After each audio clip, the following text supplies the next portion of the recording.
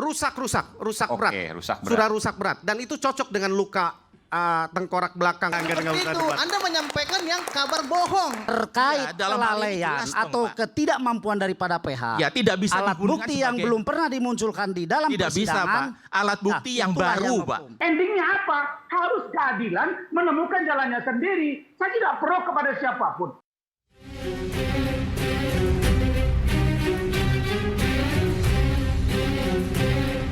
Misalkan waktu yang di rumah sakit sih rok tuh agak diangkat dia sama Ya tapi masih ada celana shortnya. Ada.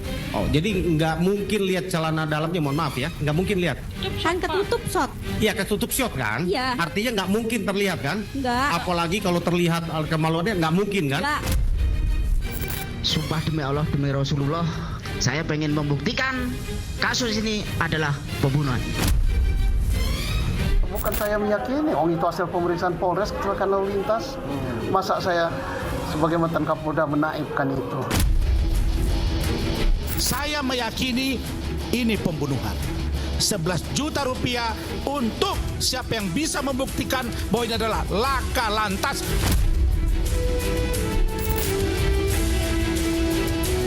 Menurut saya peristiwanya adalah peristiwa kecelakaan murni.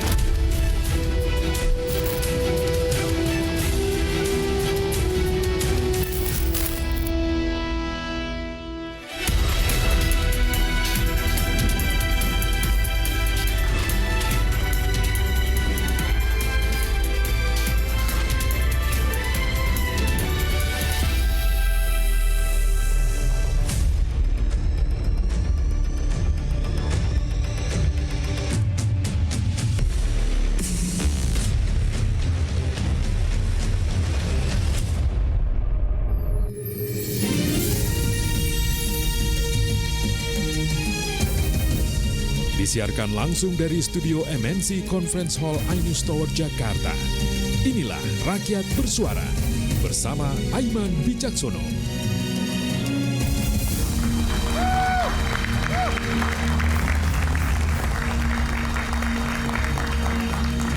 Selamat malam pemirsa dan hadirin dimanapun Anda berada.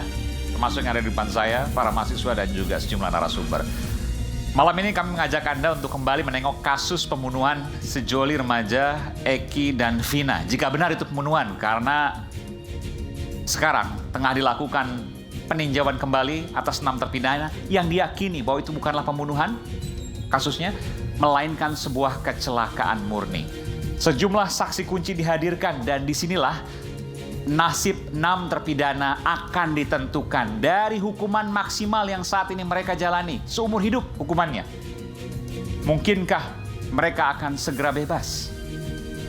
Kali ini Rakyat Bersuara eksklusif akan menghadirkan para saksi kunci di kasus Vina yang akan buka suara malam ini. Saya Aiman Wicaksono, inilah Rakyat Bersuara.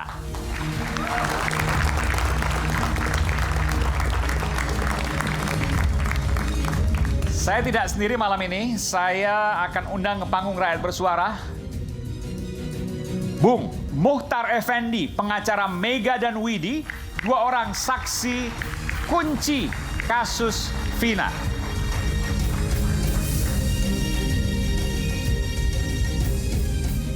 Pak Muhtar, apa kabar? Baik, alhamdulillah. Betul.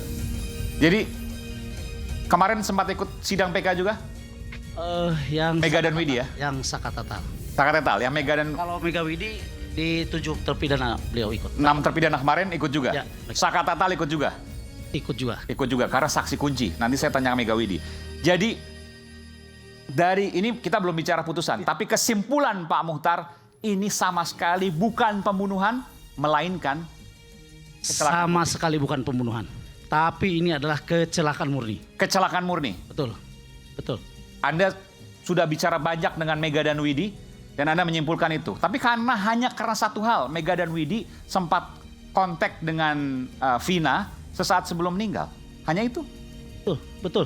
Karena apa kata memang, kuncinya? Kata kuncinya adalah apakah mungkin pembunuhan yang disertai dengan pemerkosaan yang dilakukan oleh 11 orang hanya terjadi dalam 13 menit. Pembunuhan perkosaan 2 tempat. Dua tempat. Yang berbeda. Jaraknya sekitar Jaraknya kurang lebih kilometer lah ya, bukan ratus meter lah. Gitu. berapa? Ya, 1 kilometer. kalau menurut saya lebih dari 1 kilometer. 1 atau 2 kilometer ya. Hanya 13 menit. Hanya 13 menit. Itu mustahil. Itu sangat mustahil. Sangat mustahil. Oke. Sangat mustahil. Dan itu keyakinannya. Dan itu keyakinan saya, keyakinan tim kami. Baik. Nanti kita akan Baik, terima kasih. buka itu semua. Selanjutnya, Bung Pitra Romadoni, pengacara Inspektur 1 Polisi Rudiana.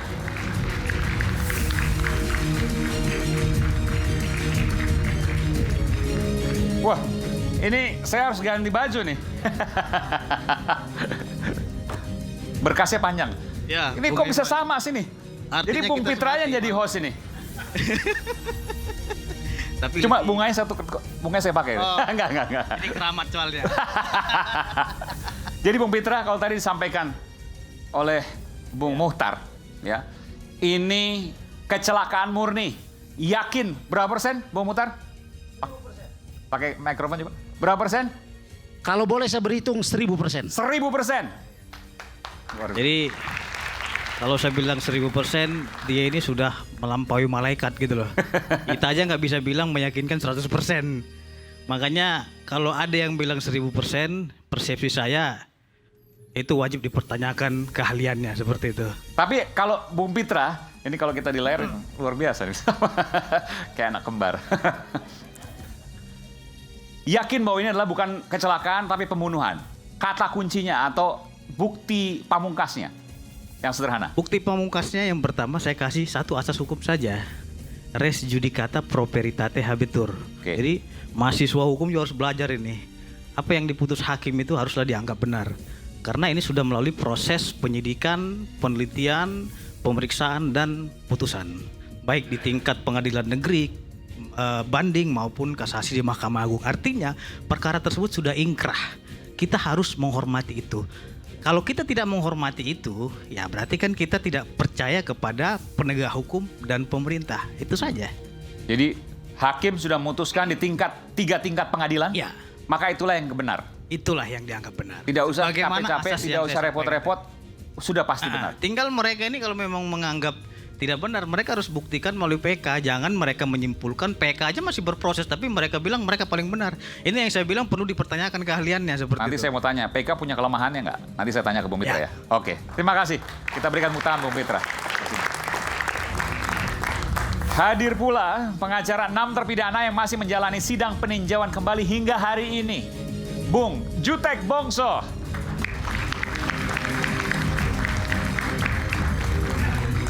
Silakan Bung Jutek. Kalau tadi 1000%, Bung Jutek yakin bahwa ini adalah kecelakaan juga, betul? Saya hanya bisa sampaikan satu kata, Mas Aiman. Ya. Saya lebihin 5 juta kalau ini peristiwa pembunuhan. 5 juta maksudnya? Dari yang sudah mengadakan undian. Oh, 11 juta. Ya, tadi Bung Rasman maksudnya 11 juta kalau bisa membuktikan bahwa ini adalah kecelakaan. Iya, kalau bilang itu pembunuhan. Iya, ya. Bung Rasman, nanti ada Bung Rasman juga. Bung Rasman itu yang meyakini bahwa ini adalah pembunuhan. Kalau ada yang bisa membuktikan bahwa ini kecelakaan, dikasih 11 juta. Saya tambahin 5 juta kalau itu bisa mengatakan itu pembunuhan. Oke. Tapi putusan kan belum. Harus siap-siap keluar uang dong. Kan ditanya keyakinan. Kan kalau keyakinan harus yakin dong. Kan saya pengacaranya. Jadi nanti gitu 16 juta dikasih ke Bung Rasman, maksudnya begitu? Iya, kalau itu pembunuhan ya. Kalau itu pembunuhan. Oke. Sini. Uangnya sini biar saya tunjukin. Sini uangnya. Ini uangnya Mas, biar saya kasih buktinya. Yakin. Iya kan, tuh gitu aja gak berani kan gitu. 16 juta kecil buat Bung Jutek. Oke, terima kasih Bung Jutek. Kita berikan tepuk tangan. Dan praktisi hukum Bung Fredrik Yunadi.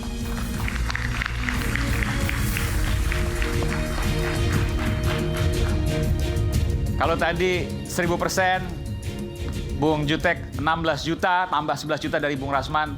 Kalau Pak Fredrik berapa persen deh? Saya nggak bilang uang.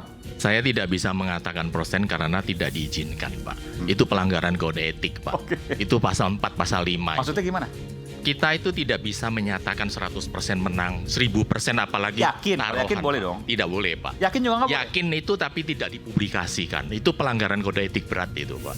Saya sebagai seorang profesi, saya tidak akan lakukan itu. Oke. Jadi apapun yang terjadi, sekarang sudah ada putusan yang berkekuatan hukum tetap. Itulah kita hormatin. Ya. Upaya hukum PK silakan, kan gitu kan Pak. Tapi tidak bisa mengesampingkan atau menggugurkan namanya putusan yang berkekuatan hukum tetap. Jadi nggak sehingga mungkin tidaklah. koreksi semua, nggak mungkin itu. Kalau soal mungkin nggak Dari mungkin, seumur itu hidup kan ke bebas misalnya.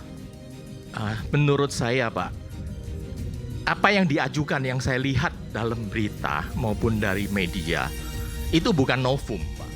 Tentu itu 1000% bukan novum. Ya. Sehingga mengatakan bahwa ini ada foto itu dulu pernah dipakaikan, kemudian foto itu kan harus namanya diidentifikasi.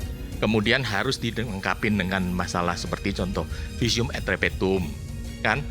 Bagaimana sekarang foto itu bisa mengesampingkan visum et repertum atau foto yang sudah dinyatakan benar oleh pengadilan? Foto yang mana maksudnya? Oh, yang pada waktu kecelakaan. Ya, itu kan ada 5 foto yang diajukan. Tadi kan sebagai... diputar misalnya waktu sidang. Ya. Kalau dikatakan perkosaan masih pakai short kok, celana pendek. Itu maksudnya. kan katanya saksi, Pak. Saksi ini kan bukan saksi Pakaian kunci. dalamnya tidak terungkap, tidak tersingkap maksud saya. Jadi kecil kemungkinan kalau dikatakan perkosaan. Gimana?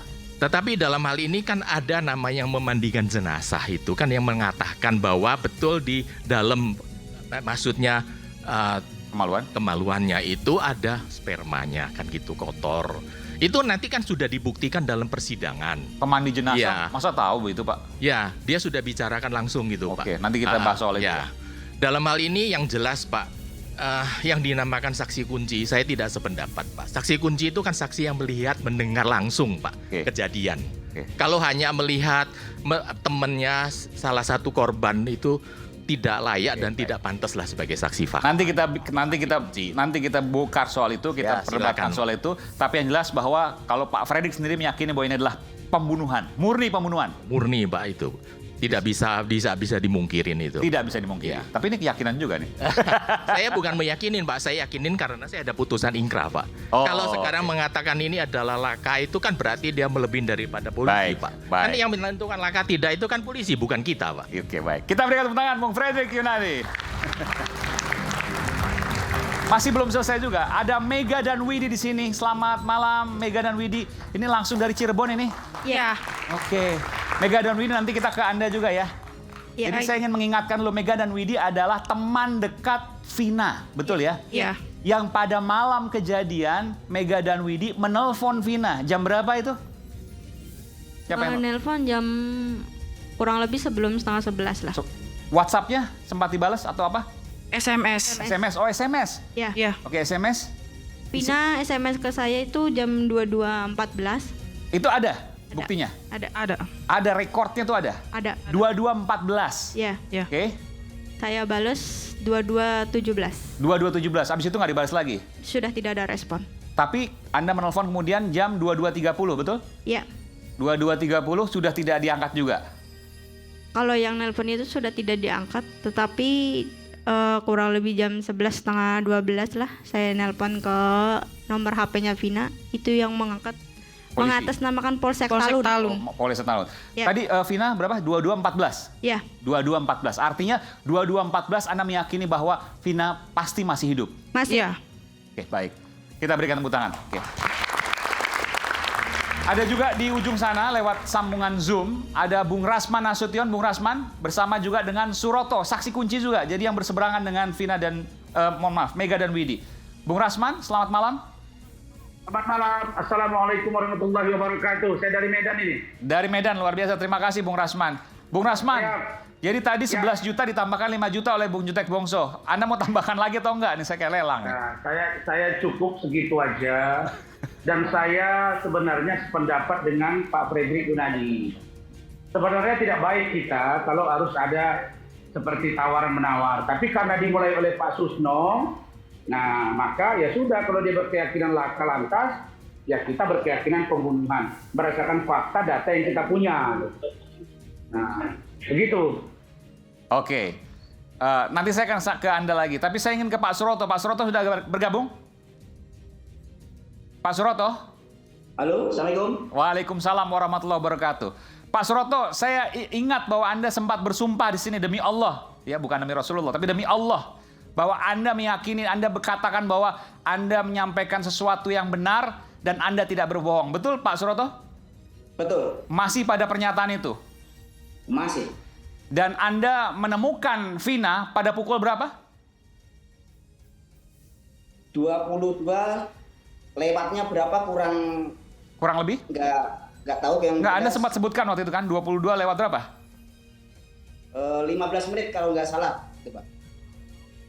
22 15 menit. Ya. 22 atau 5 menit. Anda waktu di sini akan mengatakan 22 lewat 5, betul? Tidak. Oh, 15. 22 10 5 atau 15 menit. 5, oke. 22 10 atau 22 15 menit, artinya Anda tidak meyakini itu. Bahwa Anda menemukan Vina itu 22 15 ya, katakanlah seperti itu ya. Di Jembatan Talun, betul? Betul. Artinya sudah tidak mungkin pada 22 15 itu dibawa ke tempat lain, kemudian dilakukan, mohon maaf, perkosaan, lalu kemudian dibalikan ke situ. Artinya 22 15, kalaupun kejadian itu terjadi karena pembunuhan, perkosaan dan sebagainya, 22 15 yang Anda temukan adalah akhir dari semua kasus pembunuhan disertai perkosaan itu, betul ya? Betul. Sementara 22 14 masih WhatsApp ke siapa? SMS ke Widi. Ke Widi, SMS ke Widi, mohon maaf. SMS ke Widi, ya. Dan tidak ada kekhawatiran di situ. Nggak ada. Anda yakin 22 14 nih presisi sekali loh nih? Ya, yakin. 22 14 ya, ada recordnya. Pak Suroto, Anda punya jawaban soal ini? Yang jelas Om, waktu ada laporan ada pengguna jalan melaporkan ada kecelakaan di jalan tol itu, yang jelas pukul 22. Pukul 22 itu lebihnya berapa saya sendiri nggak tahu, berapa menitnya kurang tahu, yang jelas. Kalau nggak lewat 10, lewat 15, katakanlah lewat 15 lah begitu ya. Tapi Betul, tidak sampai 10 atau 15 menit. Oke. Kurang lebih. Baik. Bukan 22.30 kan, terlalu jauh itu. Betul ya? Terlalu jauh. Baik, antara taruhlah 22.15, Pak, ambil yang paling jauh. Saya ingin ke Bung Jutek Bongso.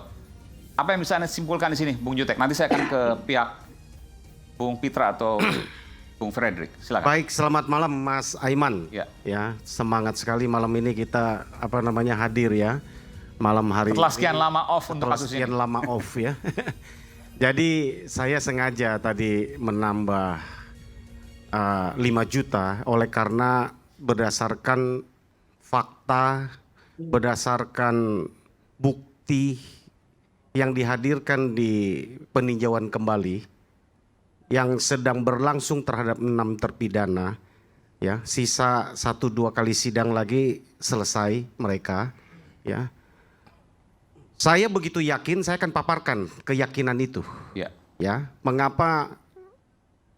Karena ini begitu saya yakin Pak Frederick, ya, kalau itu adalah putusan inkrah kita hargai, saya sepakat. Tapi yang saya sampaikan ini adalah juga pernyataan yang sudah dibawa sumpah di depan pengadilan. Kemarin kita sudah tanya ahlinya dan itu sama nilainya, tapi memang belum putusan.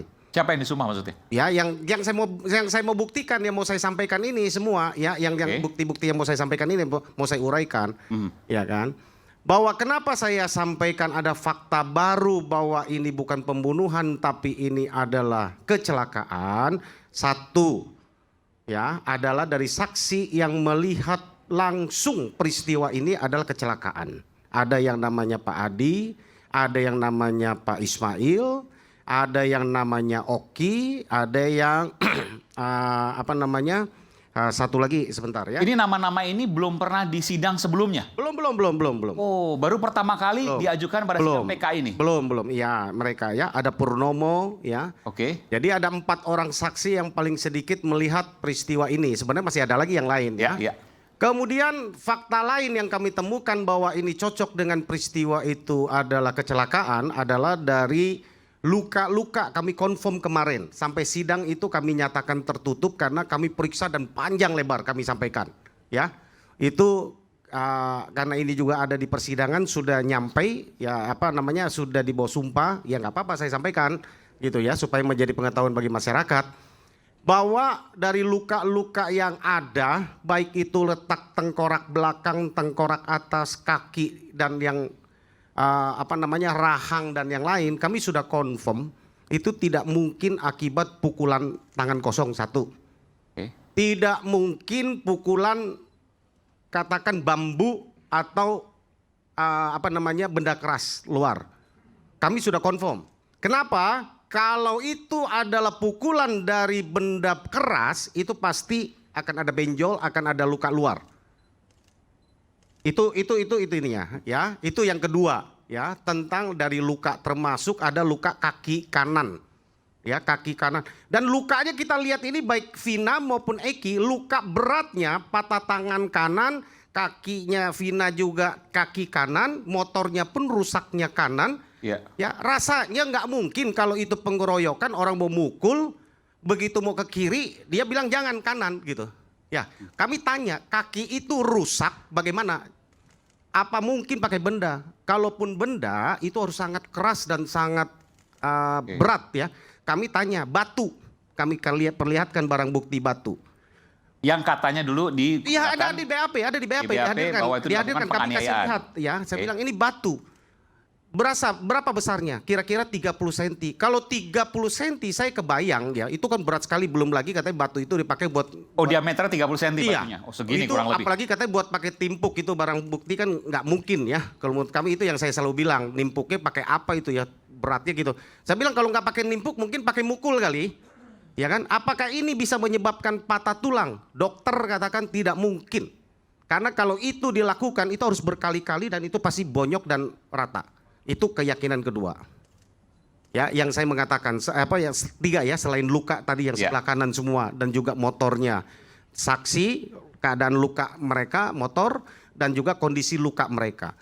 Kemudian Mas Aiman, ya, ini kalau tadi dibilangkan kesaksian dan kesaksian dan kesaksian. Kami menghadirkan ahli digital yang namanya Dr. Rismond, ya, Sianipar. Beliau ini sudah menyatakan, kami ada ekstrak, kami tanya. Dan dihadirkan saksi waktu itu Mega dan Widi. Di bawah sumpah loh mereka. Ini kalau mereka berbohong, ini ada sanksi hukum pidananya. Yang 6 terpidana ini sidang termasuk Mega Widi. Terpidana ini. Iya. Kalau mereka ini bohong, mereka ada sanksi pidananya. Sampai tadi mengatakan 22.14 itu pasti benar. Dan pasti ada buktinya. 22.10 itu bertelepon dulu, betul ya?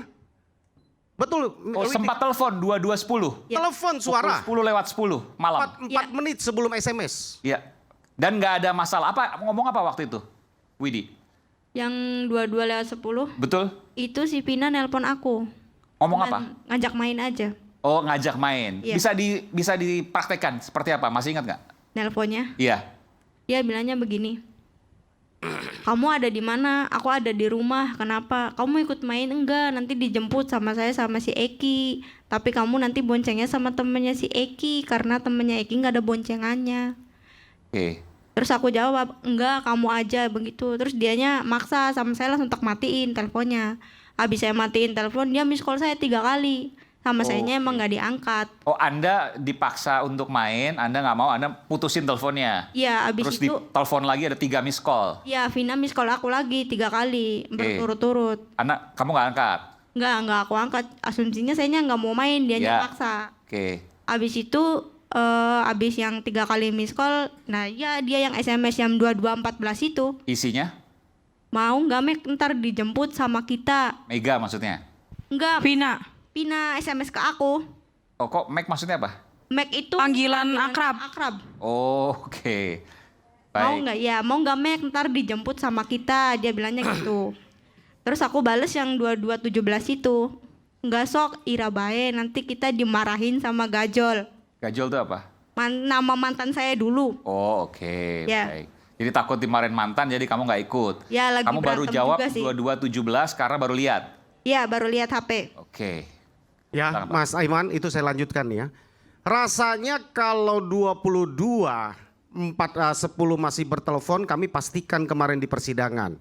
Widi, itu suara Vina. Betul, ketawa-ketawa. Iya. Saya kebayang kalau di dalam dakwaan itu mulai pukulnya 21.15, mulai mereka dikejar-kejar, ya. Di dalam dakwaan kan begitu dalam pertimbangan putusan. Mulai dari 21.15. Iya. Ya. Mereka dikejar-kejar, diancam, sedang perkosaan terjadi dalam dakwaan cerita itu. Ketika telepon dengan Vidi, saya kebayang mungkin lagi ada interupsi kali dari Vina ya. Stop dulu, saya mau telepon dulu terus ketawa-ketawa dia. Ngajakin main. Ngajak main, karena ini 22.10 nih. Saya kebayang kalau kita ikuti cerita di dalam dakwaan. Kalau itu terjadi pembunuhan, karena dalam dakwaan mulai terjadinya peristiwa adalah 21.15.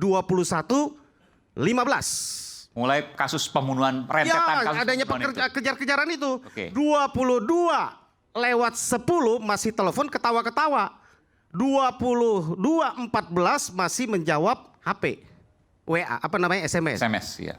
Saya mau kasih satu kru, Mas. Ya, ini eksklusif buat di rakyat suara. Oke, terima kasih. Ya, kalau itu kan handphonenya Vina yang ekstraksi. Kemarin Pak Mokhtar menyerahkan handphone yang dipegang pakai cakap mereka, miliknya Widi, ke saya, ya. Sudah mungkin nanti diperlihatkan videonya. Oke, nanti saya minta produser untuk melihatkan. Tadi udah dikasih katanya ke produser ya. Ya, saya sudah kasih ini ke ahli IT. Ya. Saya bisa sampaikan good news. Itu aja yang bisa saya sampaikan. Terkonfirm. Ini apa nih? Ya itu video ketika diserahkan ke saya. Oh, ini HP-nya. Ya. HP-nya siapa? HP-nya tabnya Widi. Oh, tablet Yang dong. dipakai- Tablet nih ya. Yang katanya dipakai bertelepon jam 22.10 dan SMS 22:14. Sudah dikasih ahli nih? Sudah, nanti ada videonya. Oke. Kesimpulannya apa, Pak Jutek? Ya, saya nggak bisa sampaikan di sini kan kami harus hadirkan karena kemarin kan kami minta izin ke pengadilan kan. Masih ada sedikit lagi lah yang kami mesti hadirkan. Jadi akan ada bukti baru lagi dari HP ini, dari tab ini. Mudah-mudahan ya, artinya dapat kami sampaikan. Ya, ini kami serahkan ke ahli. Oke. Audionya boleh dikeluarkan? Hari ini saya serahkan ke ahlinya, Bang Rismon Sianipar. Ya, semoga bisa diekstraksi dan menjadi petunjuk ya. Bukti Vina percakapan terakhir ada di sini katanya. Mudah-mudahan ada hasilnya. Ya, Bang Rismon titik ini supaya bisa hati-hati simpen ya, karena ini tanggung jawab. Ya, makasih. Makasih ya. Apa isinya kurang lebih tadi apa yang disampaikan oleh Mega dan Widi, tapi ada lagi ternyata yang belum disampaikan. Sama lah, artinya kan untuk mengkonfirm sama tidak. Oke. Kan ada yang selama ini meragukan. Ekstraksi yang Ini ada, bakal buktinya nih. Iya, kan ada yang meragukan ekstraksi yang difotokopi beredar itu katanya diselipin siapa, dari mana, ya kan? Nah, ini handphonenya masih ada, sudah diekstraksi kami sudah lihat gitu loh. Makanya saya berani ngomong gitu. Apa yang disampaikan oleh Mega dan Widi adalah kebenaran. Enggak, saya belum bisa sampaikan karena kami harus lapor ke majelis ya, karena itu atas izin majelis. Nanti biar ahli lah yang sampaikan, Mas Aiman, ya, apa hasilnya? Ya itu alasan yang lain. Alasan yang lain lagi adalah bahwa melihat kerusakan helm, ya, miliknya Franciscus Marbun. Kami hadirkan di persidangan di bawah sumpah. Laporkan aja mereka kalau ini mereka sumpah Milik palsu Franciscus Marbun siapa ini? Ya, yang pemilik helm, yang punya Eki, yang dipakai Eki. Oke.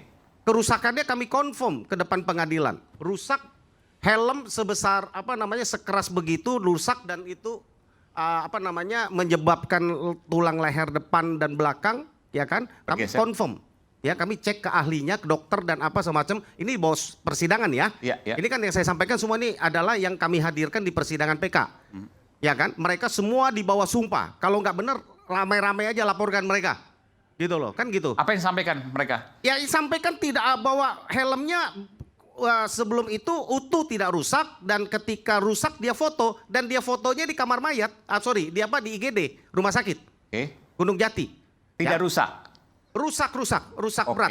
Sudah rusak berat, dan itu cocok dengan luka tengkorak belakang dan rahang depan. Dan itu ahli siapa? Dokter. Dokter. Oke. Dan cocok, kan gitu. Nah, kemudian Mas Aiman, kami sampaikan lagi ya fakta persidangan ya. Ini kalau saksinya adalah teman-teman yang kenal itu kan itu mah bisa-bisanya. Sebentar, sebelum Anda sampaikan nanti kita akan lepas jeda dulu. Nanti saya berikan kesempatan pada Anda lagi untuk kemudian saya berikan kesempatan pada Bung Pitra dan Bung Fredrik dan juga Bung Rasman. Kita akan kembali saat lagi, tetaplah bersama kami di Rakyat Bersuara dan saya jangan lupa dulu untuk kemudian minum ini, isu hangat kadang bikin penat, apalagi kalau kita tidak bisa mencerna dengan cermat. Jangan lupa secangkir kopi hangat yang nikmat untuk menemani kebersamaan dalam program Rakyat Bersuara bersama saya Aiman Wicaksono. Kita kembali saat lagi.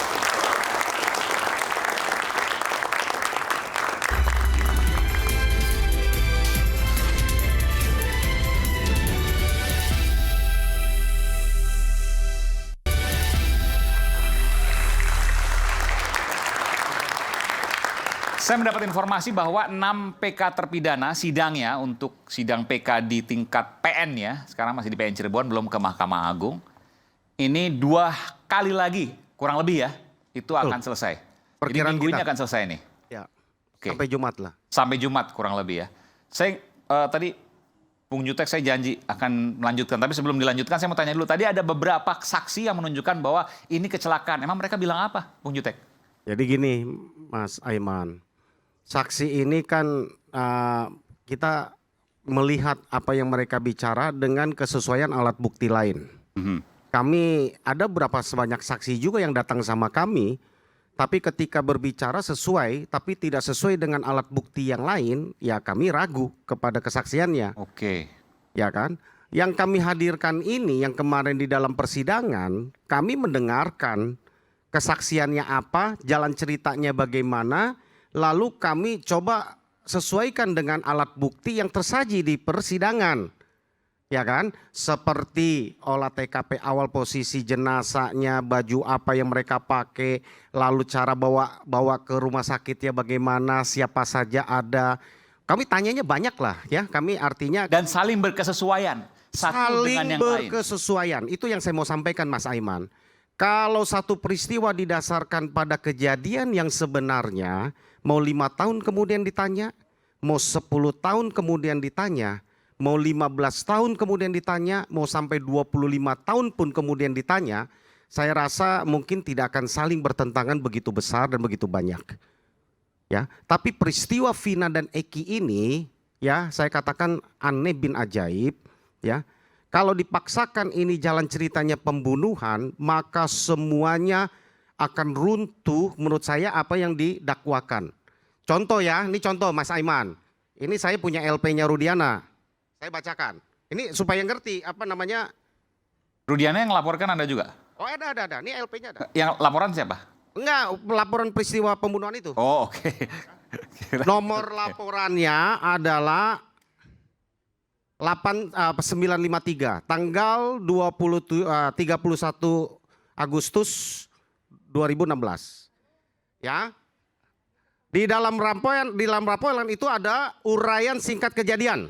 Di dalam uraian singkat kejadian, Rudiana mengatakan bahwa hari Sabtu tanggal 27 Agustus 2016 ya, bahwa Rizky bersama dengan Vina beserta dengan 8 orang mengendarai 5 motor menuju ke arah pulang dan melewati Jalan Raya Majasan di depan SMP Negeri 11.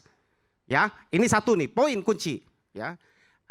Di dalam laporannya Rudiana mengatakan Eki dan Vina ini adalah lewat depan SMP 11 8 orang. Ini udah ada di fakta persidangan, kemarin kami udah munculkan. Ya. 8 orang lewat dengan 5 motor. Pertanyaannya, pernah nggak dihadirkan saksinya selain Liga Akbar? Jawabannya tidak pernah. Tidak ada. Itu siapa yang mendampingi? 1. Ya. Kemudian dikejar 11 orang dengan 6 motor. Berarti ada 11 motor total. Yang dilihat aib berapa? 4 motor. Pertanyaan saya, tujuannya kemana? Tidak berkesesuaian, Anda mau sampaikan Tidak itu? berkesesuaian. Okay. Itu satu, ya kan? Yang lain yang kami mau hadirkan, kami mau sampaikan lagi adalah lihat ya, bahwa Liga Akbar itu sudah mencabut, bohong katanya. Dan dia dibawa sumpah di depan pengadilan PK. Dede yang bersama Aib yang mengatakan lihat 4 motor tadi yang ini, dia juga sudah mencabut, bohong. Kalau dikatakan tidak punya kekuatan hukum karena itu udah inkrah, kami sudah tanya ke ahli kemarin. Jadi sebelum dibantah nanti, sudah tanya kami ke ahli dan dihadirkan di depan persidangan bahwa kekuatannya mempunyai tetap sama nilainya karena di bawah sumpah. Tinggal diterima atau tidak diterima oleh majelis banding atau apa PK gitu.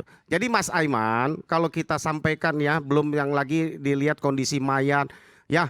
Saya mau cerita tadi, ada teman Eki ya, ada teman Eki, Arta dan Anwar ya, yang mengatakan ini karena ada di fakta persidangan ya. Saya hanya mengutip apa yang mereka saksikan di bawah sumpah. Itu di YouTube semua itu kan lengkap itu, Arta dan Anwar. Ya, mereka bersaksi malam kejadian tanggal 27 Agustus 2016, sebelum kejadian mulai dari pukul 20 mereka itu minum, bahkan minum obat. Mereka ini siapa? Ya Eki korban ya, korban Eki dengan Arta dengan Anwar. Kita tanya, mereka ngaku ada yang minum 2, ada yang minum apa, ada yang nelan obatnya 2, ada yang Ini obat-obatan terlarang maksudnya? Terlarang. Oke. Ya. Untuk mabuk misalnya? Iya. Campur vodka. Oke, campur minuman keras. Iya, campur minuman keras. Oke. Ya. Kemudian 2 teman Eki itu mengaku? Iya, 2 teman Eki. Termasuk mereka mengatakan 2 teman Eki bahwa Eki juga meminum yang sama? Iya. Dibilang mereka minum hanya 2 butir. Eki minumnya 10 butir malam itu, malam kejadian. Campur vodka. Ini belum pernah terungkap di persidangan nih? Ini sudah dimunculkan di persidangan. Bukan di persidangan yang dulu? Nggak ada. Baru dimunculkan di persidangan PK6 terpidana ini? Karena sudah muncul di dalam persidangan. Oke. Ini fakta yang baru nih, ini fakta yang baru ya? Kemudian Pak, di dalam kesaksiannya mereka katakan melepas Eki, Vina itu numpang buang air kecil di rumahnya pukul 21.30. Dari rumahnya Anwar atau Arta itu ke flyover itu 25 menit. Mereka bilang mau pergi ATM. Ya masyarakat lah yang menilai mana berkesesuaian tidak jalan ceritanya. Ya, kalau dakwaan bilang 21.15 itu sudah mustakil, nggak mungkin karena saksi. Sebentar, tadi yang siapa? Arta sama siapa? Anwar. Arta sama Anwar itu tidak pernah ada diperiksa di 2016. Itu temannya Eki, temannya Rizky. Sebentar, saya tahu arah Anda. Jadi maksudnya kalau dikatakan kecelakaan ini berkesesuaian karena sebelumnya minum obatan terlarang dengan miras. Betul. Dalam keadaan mabuk mengendarai motor. Kami tanya juga kebiasaan Eki, apakah betul suka mengangkat motor ketika mengendarai dan kebut-kebutan? Willy naikin motor apa, ya? Stand ya katanya. Willy, selain Willy. Stand. Jawabnya terkonfirm iya. Setiap kali dia naik motor pasti dia standing katanya. Ya. Jadi apa yang dilihat oleh saksi mata 4 orang berikut dengan fakta temannya Eki pukul 21.30 dan yang lain yang terungkap dalam persidangan, makanya tadi saya tambah 5 juta. Itu dasar saya bicara. Oke. Gitu Mas Aiman. Baik. Ya kalau saya buka semua nanti kesian lah ya. Udah Oke, itu aja. tapi ini luar biasa. Saya ke Bung Pitra dulu. Bung Pitra, ini luar biasa. Jadi kondisi Eki yang kemudian di bawah sumpah tadi ya, Arta dan Anwar itu ya, mengatakan bahwa Eki dalam posisi mabuk karena meminum 10 obat-obatan terlarang dicampur dengan miras. Jadi ia kecelakaan, menurut kalau dikatakan kecelakaan maka masuk akal karena ia mengendarai motor dalam kondisi mabuk 10 obat-obatan terlarang. Bung Aiman, yang pertama ingin saya sampaikan terima kasih Bung Jutek Bongso atas fitnahannya terhadap korban. Fitnah itu ya? Itu merupakan doa untuk korban agar diberikan pahala yang lebih besar lagi. Jadi Bung Aiman, kami ini sudah biasa difitnah. Menurut Anda ini fitnah ini? Ya. Dan kami sudah biasa dihina, dicaci maki. Saya bilang juga kepada Pak Rudiana. Pak Rudiana sebagai anggota Polri harus siap dikritik. Sebegitu banyaknya fitnahan dan cacian kepada Pak Rudiana, tidak usah ditanggapi. Biarkan saja mereka melakukan teatrikal. Nanti akan kita lihat putusan PK ini seperti apa. Jadi makanya Rudiana sampai saat ini tidak mau berspekulasi banyak, memberikan keterangan-keterangan apapun karena itu atas permintaan daripada penasihat hukum untuk menghormati proses hukum yang sedang berjalan ini. Nah, terkait dengan yang disampaikan oleh saudara Jutek Bongso tadi, kita secara diam-diam sudah kita laporkan mereka-mereka yang telah memfitnah almarhum maupun Ibtu Rudiana. Termasuk Anwar dan siapa? Iya. Marta tadi, Atta. Sudah kita proses. Jadi nggak apa-apa Pak, tunggu aja. Ada waktunya seperti itu. Nah, apalagi ini kan bentar. Tapi kan tanpa dilaporkan itu saksi palsu jadinya, betul? Artinya dia telah menuduh, memfitnah dengan mengatakan Eki ini pecandu narkoba dan lain-lain. Tentu kita keberatan terhadap hal tersebut, tapi kita tidak mesti sampaikan kepada publik, oh kita lapor ini, kita proses ini, tidak. Nah yang pertama ingin saya sampaikan terhadap mereka-mereka ini kan sudah 8 tahun lamanya. Dan sekarang mereka berlomba-lomba saksi kunci semua ya, kan gitu. Kenapa enggak dari 8 tahun yang lalu mereka berbicara kepada penyidik ataupun polsek setempat terkait dengan peristiwa tersebut. Sehingga ini perlu dipertanyakan juga. Nah, tadi saya mendengarkan pemaparan daripada Bung Jutek Bongso ya, yang mengatakan bahwasannya dia menyimpulkan dari hasil foto yang ia lihat terkait dengan almarhum. Saya perlu pertanyakan kredibilitas daripada Bung Jutek Bongso ini, apakah Jutek Bongso ini seorang ahli forensik atau bukan, kan gitu. Sedangkan ahli forensik saja tidak bisa menyimpulkan dilihat dari foto. Harus dilakukan otopsi terlebih dahulu. Apa yang menjadi penyebab terdapat luka-luka, memar-memar yang dialami oleh almarhum ini. Bung Jutek Bongso sudah pernah melihat ataupun membaca hasil otopsi nomor 77 dan 76. Di situ sudah jelas, Bung Aiman, bahwasannya... Bung Pitra, mohon maaf, saya sepotong dulu karena bagi saya ini adalah data yang penting sekali. Tadi dikatakan bahwa sebelum meninggal, saya nggak bilang kecelakaan lah, karena ada kecelakaan, ada pembunuhan. Sebelum meninggal ya, sebelum meninggal, Eki menenggak 10 butir obat terlarang disertai minuman keras. Apakah kemudian ini sudah disampaikan? Saya harus tanyakan juga karena ada pengacara dari Pak Ibtu Rudiana. Apakah data ini sudah disampaikan ke Pak Rudiana? Saya sampaikan kepada Jutek Bongso. Ini omongan langsung Jutek Bongso atau tidak? Kalau omongan langsung dari Jutek Bongso, saya minta Jutek Bongso minta maaf dan mencabut keterangannya.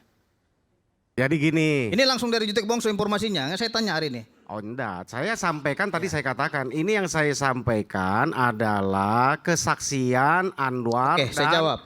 Arta. Dilihat aja di YouTube. Dan di bawah sumpah. Jadi begini, Bung Aiman, kalau Eki mengonsumsi obat-obatan terlarang ataupun minum alkohol, 10 butir luar biasa ini, nggak main-main.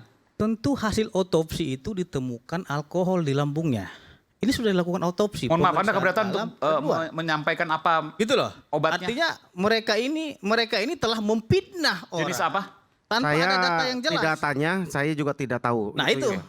Jadi seperti inilah yang membuat kebingungan di tengah-tengah masyarakat kita. Kalaupun ada orang meminum minuman keras, tentu akan ditemukan alkohol di lambungnya. Dan yang kedua, kalaupun dia menggunakan obat-obat terlarang seperti fitnahan daripada Jutek Bongso. Di hasil otopsi juga kelihatan. Iya, hasil otopsi pasti kelihatan juga. Ini tidak ada. Oke. Gitu loh. Ini data bagus. Bung Jutek, apa yang terjadi dengan otopsi? Karena hati-hati Bung Jutek Bongso. Makanya saya peringatkan Jutek Bongso untuk menjunjung asas praduga tidak bersalah. Anda telah memfitnah orang yang telah mati dan meninggal dunia. Sekali lagi Bung Pitra ya. Bukan artinya kalaupun informasinya belum akurat, tolong. Ini jangan di bawah sumpah Saudara Pitra. Walaupun di bawah sumpah, tapi yang ngomong. Saudara kan sudah melihat hasil otopsi. Anda percaya kepada dokter forensik atau bukan? Seperti itu. Anda menyampaikan yang kabar bohong. Artinya kabar yang ragu-ragu itu tidak benar. Kalaupun seumpamanya di dalam hasil otopsi, hasil pemeriksaan kemarin itu pasti ditemukan alkohol di lambungnya.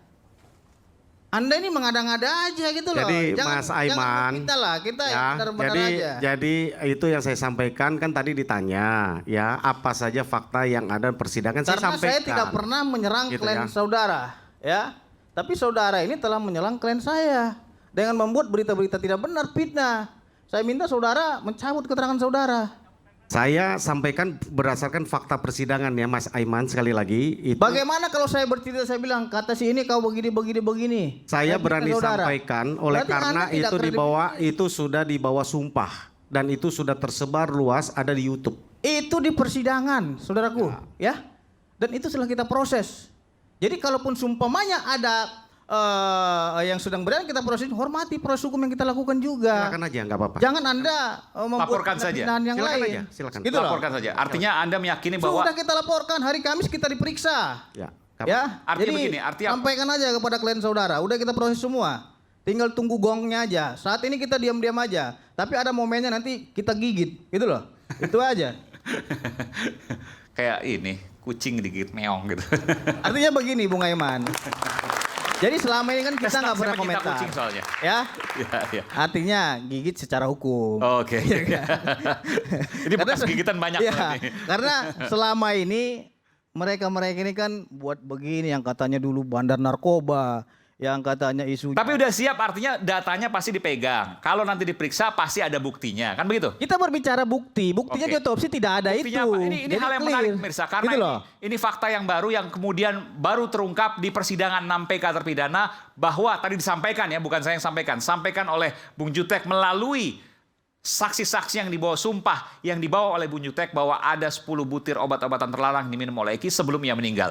Seperti apa tentu kita harus bicara soal itu, ini bukan hal yang main-main karena orang sudah meninggal, jangan sampai fitnah, tapi juga ketika itu kebenaran maka harus bisa dibuktikan. Kita akan kembali sesaat lagi, tetap bersama kami Rakyat Bersuara.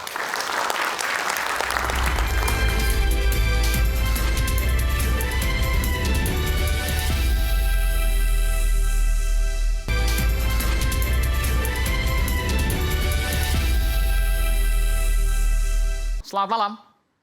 Malam. Ya, Pak Suroto, saya ingat betul Anda meyakini ya bahwa kasus ini adalah kasus pembunuhan bukan kecelakaan berdasarkan panca indera yang Anda lihat, yang Anda miliki dan Anda lihat pada waktu itu. Betul? Pembunuhan bukan kecelakaan berdasarkan panca indera yang Anda lihat, yang Anda lihat pada waktu itu. Halo. Halo. Iya, Pak Suroto, Anda bisa mendengar saya jelas?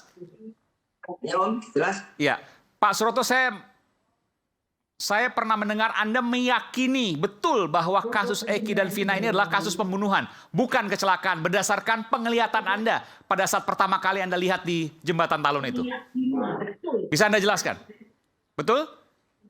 Ya, betul Om. Jadi ini Om Aiman, pertama saya sampaikan, awal saya lihat kedua korban itu tergeletak di Oper Talun itu awalnya itu juga saya menyatakan itu kecelakaan, tapi 2 hari 3 hari saya mendengar lagi kalau itu tuh pembunuhan. Dari mana Anda meyakini? Oke. Oh, pantes kalau itu pembunuhan. Aku bilang, pribadi itu Om Aiman. Oh, sebentar. Artinya pada saat awal Anda melihat, Anda sudah punya batin bahwa ini kayaknya pembunuhan nih, gitu. Betul ya? Oh, awalnya saya ngomong itu emangnya betul itu kecelakaan. Tapi ketiga harinya saya mendengarkan kalau itu telah terjadi bukan kecelakaan tapi pembunuhan. Itu saya meyakini sendiri, oh pantes kalau itu pembunuhan karena korban laki itu sangat parah di mukanya. Itu Om. Kalau itu kecelakaan, itu nabrak apa? Kalau nabrak tiang, dari 8 tiang, dari ujung ketemu ujung itu, tiang yang paling jelek, yang udah bengkok, itu tiang ketiga yang dari kota ke kabupaten Om, yang sekarang dibicarakan yang ditabrak kedua korban itu Om. Maksudnya apa nih? Tiang yang bengkok, tiang ketiga. Maksudnya apa? Apa kaitan dengan pembunuhan? Yang dibicarakan itu kan katanya si korban itu menabrak tiang. Oke. Sampai bengkok. Ya kan? Nah, bengkoknya tiang itu bukannya ditabrak sama kedua korban itu Om. Tapi? Tiang itu udah bengkok dari dulu-dulunya udah bengkok. Dari dulu udah bengkok. Udah bekas las-lasan. Dari Beoper Talun. Anda itu, perhatikan Om, atau gimana nih? Atau kata orang? Oh, saya perhatikan Om. Saya tahu karena itu wilayah saya Om itu tuh. Anda kerja sebagai apa? Pak Mandor, Desa Kecumberan. Oh, Anda setiap hari lewat situ? Iya. Boleh dikatakan lah ya? Ya, betul. Jadi Anda hafal gitu, Anda mau mengatakan itu ya? Ya. Dan sampai situ, tiang-tiang itu Anda perhatikan betul tuh, udah bengkok, ada las-lasan, dari sekian banyak tiang? Udah, dari 8 tiang Om. Dari 8 tiang itu yang paling jelek ya tiang itu. Dan itu sudah bengkok dari sebelumnya? Betul sekali. Dan saya Om meyakinin bahwa saya ini kan nolong korban kecelakaan itu enggak 1, 2, sampai 50 ke atas, bisa ratusan. Dari saya menjabat sampai sekarang ini. Pak Mandor tuh maksudnya apa sih? Bangunan atau apa? Dan mandor desa, kasih Oh, kasih mandor desa. Jadi apa? Betul. Keamanan gitu ya? Betul Om. Keamanan, oke. Jadi sering keliling-keliling lah gitu. Betul. Makanya Anda hafal lokasi di situ. Dan saya meyakini bahwa kedua korban ini bukannya kecelakaan, karena apa? Kalau kecelakaan Om, sekenceng apa sih si korban ini naik dan posisi jalan tol itu nanjak Om. Ya. Posisi jalan itu nanjak. Tapi kan Anda nggak punya keahlian atas traffic accident ataupun apa? Analisis lalu lintas, kecelakaan lalu lintas. Traffic analysis accident. Sedikit saya memperhatikan, ambil ilmunya kalau ada kecelakaan anggota laka lantas, begini, begitu Om. Jadi kecelakaan kedua korban ini menabrak itu kok separah. Baik, jadi intinya Anda punya keyakinan pribadi lah gitu ya. Anda punya keyakinan pribadi bahwa ini pembunuhan, bukan kecelakaan. Buktinya adalah kok lukanya sebegitu besar, begitu ya? Begitu parah gitu loh Om. Begitu parah, tapi di kanan semua mungkin Anda punya jawaban? Lukanya di kanan semua?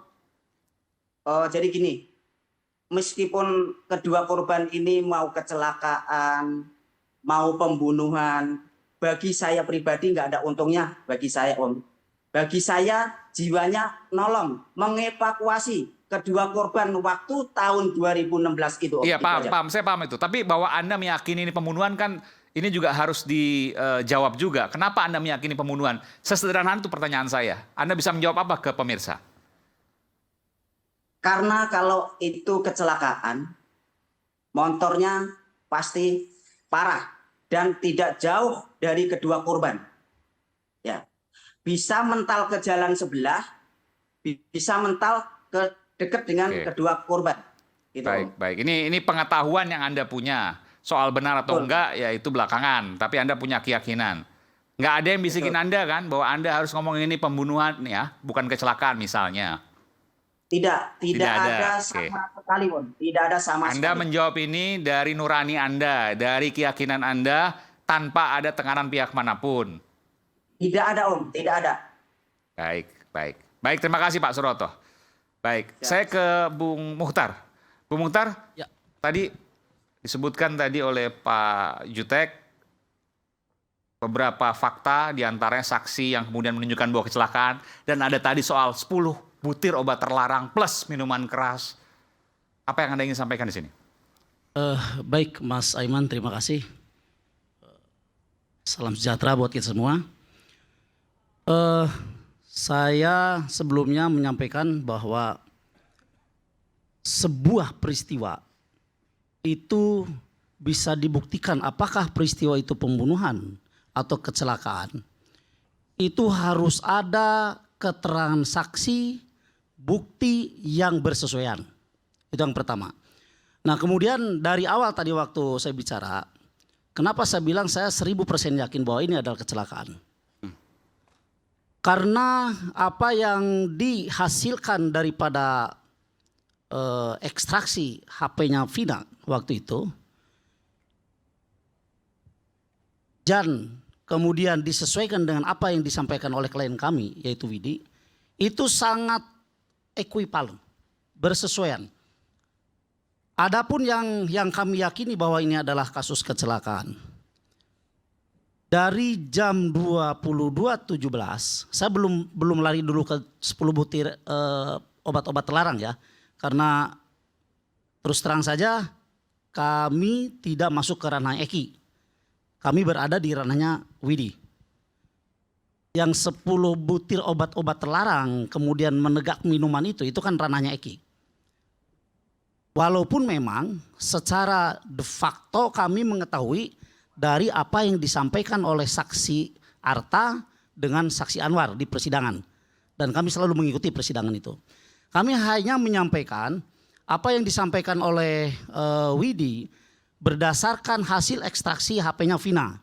Bahwa apa yang disampaikan oleh Widi ternyata bersesuaian dengan apa atau isinya daripada ekstraksi itu. Contoh, di jam 22.17 saya langsung berbicara ke WIB ya, tidak berbicara ke UTC. Karena di dalam hasil ekstraksi itu seluruhnya UTC itu jamnya. Greenwich ya. Ya. Plus Jadi 7. kalau UTC dimasukin ke WIB atau katakanlah dikonversikan ke WIB, itu harus ditambah 7 jam. Ya. Jadi saya langsung saja berbicara tentang WIB. Jam 22.17 bahwa Widi masih membalas daripada SMS-nya Vina. Oke. Di mana sebelumnya, beberapa menit sebelumnya, itu Vina nelpon, kemudian SMS ke Widi. Kemudian jam 22.30 dinyatakan oleh Polsek Talun bahwa Eki dengan Vina mengalami kecelakaan. Jadi hanya berselang 13 menit. Logika kami, apakah mungkin dalam waktu 13 menit terjadi penganiayaan yang kemudian mengakibatkan mati atau meninggalnya 2 orang anak manusia? Kalau tadi ini pengetahuan awam ya, ini yang disampaikan oleh awam. Pak Suroto bilang kalau kecelakaan nggak mungkin karena jauh antara motor dengan jasadnya gitu ya. Terus kemudian yang kedua lukanya begitu banyak. Ya, apa yang disampaikan oleh Pak Suroto biarkan saja itu pendapat dia. Ya, tetapi saya berpendapat sesuai dengan bukti yang kami pegang ya, yang kami pegang itu. Jadi dalam 13 menit apakah mungkin ini terjadi pembunuhan? Mohon maaf Mas Aiman ya. Orang atau manusia itu dipukuli sehebat apapun belum tentu, mohon maaf ya, belum tentu meninggal hanya dalam waktu tempo katakanlah 5 menit. Ya. Kecuali kalau manusia itu dipotong kepalanya. Baru seketika itu bisa dikatakan meninggal. Ini maksudnya Anda mau mencocokkan dengan keterangan Pak Suroto yang 22.15 tadi? Ya, saya mencocokkan waktu antara komunikasi terakhir klien kami Widi dengan ditemukannya Eki dan Vina di jembatan. Pukul 22.15. Ya, 22.17 berkomunikasi, 22.30 ditemukan mereka meninggal. Sementara Pak Suroto mengatakan menemukan pada pukul sekitar ya 22.15. Tapi oke lah itu kita singkirkan dulu. Oke, siap. Di putusan yang kemudian menjadi pertimbangan dari dakwaan kan disebutkan 21.15. Sementara Anda punya bukti bahwa pukul 22.14 Vina masih SMS-an. Ya. Di situ saja kemudian orang akan berpikir bahwa putusan itu salah dong. Betul. Kalau saya berpendapat bahwa putusan itu salah. Kenapa? Karena melalui proses yang salah juga. Nah pertanyaannya, apakah ada proses pengadilan yang salah? Ada. Bahwa putusan pengadilan harus dianggap benar? Iya. Nah, putusan harus dihormati? Harus dianggap benar? Iya. Tetapi lihat dulu prosesnya. Kan begitu. Jadi jangan sampai kita terpaku bahwa ini putusan sudah ingkrah. Bahwa begini loh hasilnya. Tapi kita lihat dulu prosesnya. Prosesnya benar atau tidak. Saya berbicara tidak hanya mengawang-awang Mas Aiman ya. Ini adalah hasil ekstraksi. Ini yang selalu saya baca berulang-ulang. Saya pelajari, bahkan saya tandai itu. Ya, jam berapa Vina nge-SMS ke Widi, jam berapa Widi. Dan ini sudah disampaikan di bawah sumpah waktu sidang PK 6 terpidana itu? Betul, ini sudah disampaikan di sidang PK-nya Sakatatal, bahkan juga di sidang yang 6 terpidana. Yang menyampaikan juga ahli? Yang menyampaikan pertama tentu saja saksinya. Oke. Kemudian yang kedua juga ahli menyampaikan. Divalidasi oleh ahli bahwa benar? Betul. Oh ini bukan rekayasa data ini? Betul. Sekarang begini, yang mengekstraksi ini pertanyaannya, yang mengekstraksi ini siapa? Betul. Kan begitu? Iya. HP Vina pada tahun 2016 itu dijadikan barang bukti oleh pihak kepolisian. Oke. Nah artinya yang mengekstraksi atau yang berwenang mengekstraksi adalah kalau tidak polisi berarti orang ahli yang diperintahkan polisi. Tapi data ini tidak pernah keluar di sidang 2016. Nah, betul? Data ini memang tidak pernah keluar di 2016. Dan tidak pernah jadi pertimbangan putusan. Betul, betul. Kalau saja waktu itu ini dijadikan data di dalam persidangan, bahkan dijadikan pertimbangan oleh majelis hakim dalam persidangan, kami meyakini bahwa PK itu tidak akan ada. karena tidak akan ada terpidana. Anda meyakini bahwa pasti bebas semua waktu itu? Pasti bebas semua. Mohon maaf, Karena- di dalam berkas perkara itu ada Mas. Ada, betul, ada, tapi tidak dimunculkan. Ya, ada memang Tidak jadi ada. pertimbangan? Ada. Tapi tidak jadi pertimbangan? Di dalam Fitra? berkas perkara itu ada. Terlepas itu dikuliti oleh penasihat hukum atau jaksa, itu kan kewenangan para pihak. Yang pasti itu sudah dilampirkan dalam berkas perkara. Persis seperti itu ya? Iya, ada. Betul, betul. Ada ini memang di dalam berkas perkara. Tunggu bentar, ini menarik. Ada, tapi tidak dianggap sebagai bahan pertimbangan. Ada apa? Nah, ini saya dapat keterangan dari rekan-rekan kami juga. Padahal itu valid ya, kan? Saya bilang ini itu otentik. Ini kan diekstraksinya tahun 2016, Mas Aiman. Betul. 2016 diekstraksinya. Saya bilang, kenapa ini tadi dimunculkan dalam 2016? Pertimbangan hakim Ya. dan lain sebagainya atau jaksa, pengacara. Jadi, dari rekan kami menjawab, mungkin ini Bang tidak dianggap penting dulu. Makanya ini ditaruh di berkas paling bawah. Kan begitu. Nah, begitu pengacara Sakatatal bongkar kembali berkas itu, maka ditemukanlah ini. Maka ini dijadikan sebagai bukti juga di dalam PK. Termasuk novum itu ya? Betul. Kalau kami bilang ini termasuk novum. Bukti Karena baru. belum pernah dimunculkan di dalam persidangan tahun 2016. Artinya dengan Padahal ini sudah ada. artinya dengan adanya surat ini yang menunjukkan bahwa tadi pukul 22.14 Vina masih SMS-an, pukul 22.17 Widi balas SMS, pukul 22:07 berapa? 22.17. Yang telepon? 22.10. 22:10. Vina nelfon Widi. Ya. Itu semuanya valid dan benar. Ada di sana. Sementara dalam putusan hakim disebutkan bahwa proses pembunuhan itu disertai perkosaan mulai dari 21.15. Betul. Bahkan gini, Mas Emen, kalau kita melihat daripada penjelasan Ibu Titin ya, yang tahun 2016 beliau juga mengikuti persidangannya. Jangankan ini, ya, bahkan keterangan saksi yang meringankan para terdakwa pun itu diabaikan. Misalnya? Yang keterangan saksi yang Ibu Titin yang waktu itu sudah pernah disampaikan, misalkan ada orang yang menyatakan bahwa Ucil pada saat itu Rivaldi itu ya, kalau tidak salah pada saat itu sedang berada dengan mereka, itu kan diabaikan semuanya. Oke, tapi kita fokus di sini aja. Saya kirim ke Bung Fredrik. Ini kalau memang benar luar biasa. Artinya ada fakta otentik yang menunjukkan kronologi, tapi kemudian tidak digunakan dalam pertimbangan hakim, dan kemudian putusannya bertentangan dengan data fakta otentik ini. Betul. Fredrik. Begini, terima kasih. Saya satu-satu saya kupas Pak ya, jadi silakan. supaya tidak confuse. Pertama Pak, saya hanya bisa memberikan suatu pandangan hukum, apa yang disebut oleh rekan Jutek, di mana keterangan saksi ahli di bawah sumpah itu sama dengan keputusan. Saya rasa itu perlu belajar dulu hukum ya Pak ya. Keterangan saksi di bawah sumpah tidak ada nilainya Pak jika tidak dipertimbangkan oleh majelis hakim. Itu harus kita ketahuin Pak. Hakim itu tidak semata-mata dipengaruhi oleh saksi ahli. Mau 1000 saksi ahli pun diajukan Pak. Kalau hakim tidak yakin itu sama dengan 0. Jadi tidak ada artinya Pak keterangan saksi di bawah sumpah dianggap itu adalah sesuatu keputusan, hanya belum diputus. Tidak mungkin Pak hakim itu semata-mata memutuskan hanya berdasarkan keterangan saksi ahli. Kalau begitu Pak semua orang itu bisa bebas Pak.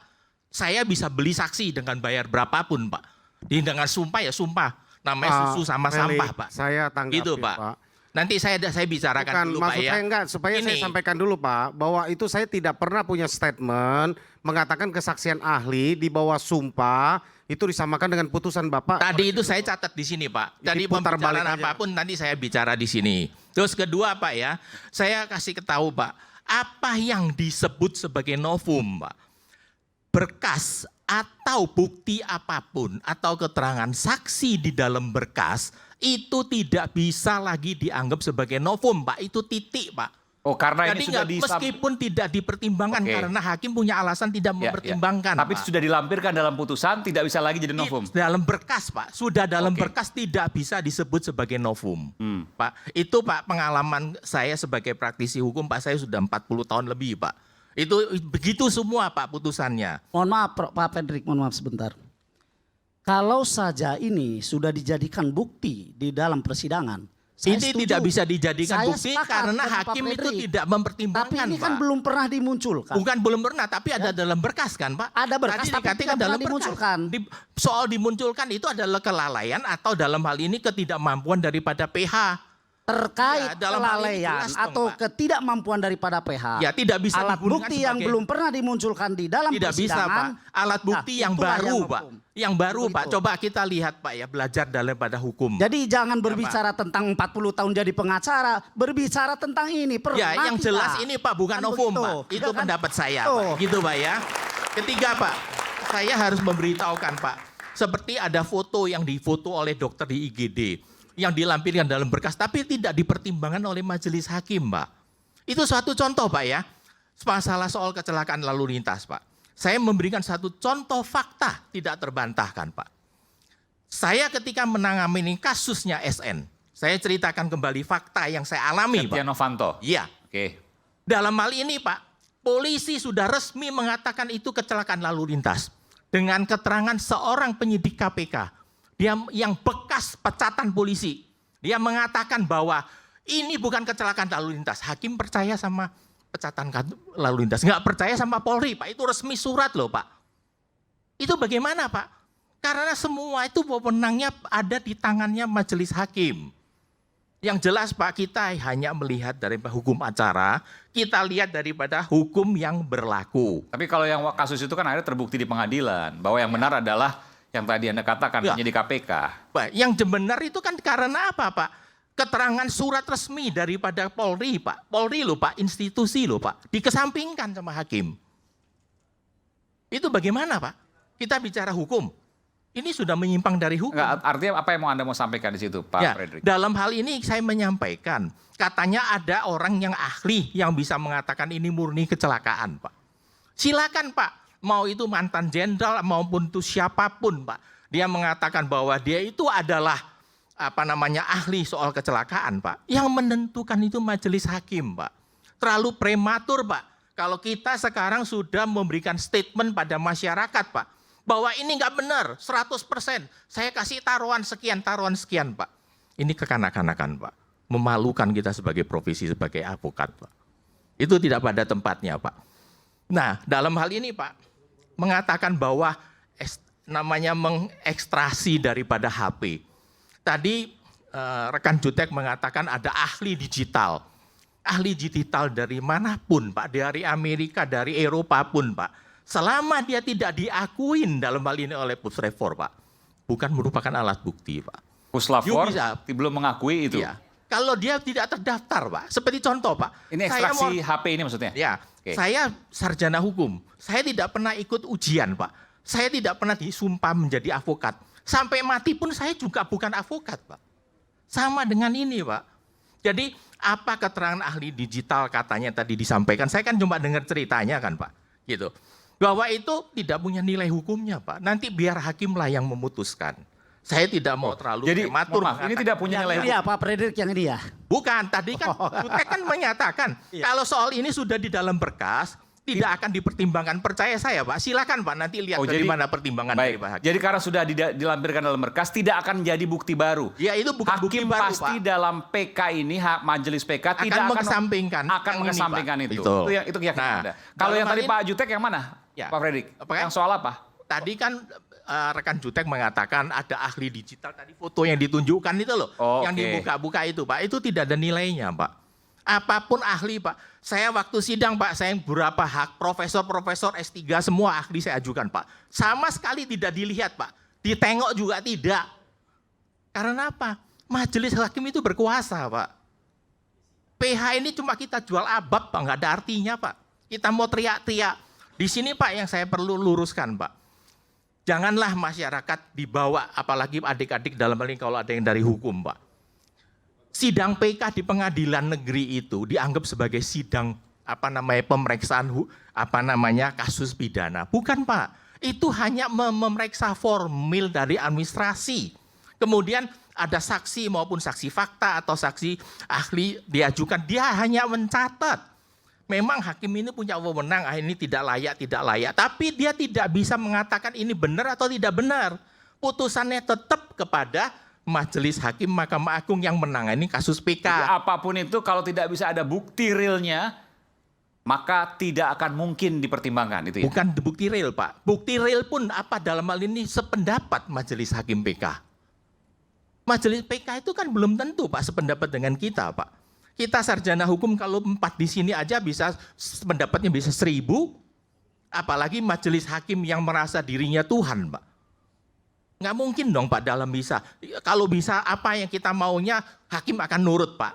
Indonesia damai, Pak. Nggak ada keributan, hakim itu kosong, Pak. Polisi nggak ada perkara di sana, Pak. Itu nggak benar semua, Pak. Jadi di sini faktanya, saya hanya memberitahukan, Pak. Jangan menyesatkan pemirsa bahwa sidang PK di pengadilan negeri itu hanya formil, Pak, nggak ada artinya. Jadi bukan mutusin benar atau tidak benar. Perdata maksudnya ya, itu ya? Itu hanya memeriksa data, hanya melanjutkan lagi ke Mahkamah Agung. Ya, dalam hal ini apa yang disebutkan saksi novum, Pak, boleh silakan. Mau 1000 novum pun diajukan silakan. Nanti Majelis Hakim PK itu yang menentukan sikap. Dari apa yang kemudian tadi disampaikan oleh Bung Jutek, oleh Pak Muhtar, Anda meyakini semua yang disampaikan tadi, pernyataan tadi, ada Marta, ada bukan novum, Anwar, Pak. Kemudian juga ada percakapan, semuanya pasti tidak akan dianggap oleh hakim. Apalagi dikesampingkan oleh Majelis PK. Mungkin dikesampingkan, bukan mengatakan. Kalau mengatakan berarti saya Majelis Hakim, Pak. Ya, Anda dalam hal yakini, ini boleh dong mengatakan meyakini. 13 menit apakah mungkin? Itu 13 menit kan menurut perhitungannya daripada kita lihat. Tapi saya ingin tanya kepada Anda, Pak. bagaimana kemudian antara data di percakapan ini yang 22/10, 22/14, Vina masih bisa telepon-teleponan dengan tenang. Sementara di putusan 21/15 sudah dimulai proses pembunuhan. Nanti saya akan tanyakan pada Anda, kita akan kembali saat lagi, tetaplah bersama kami di Rakyat Bersuara.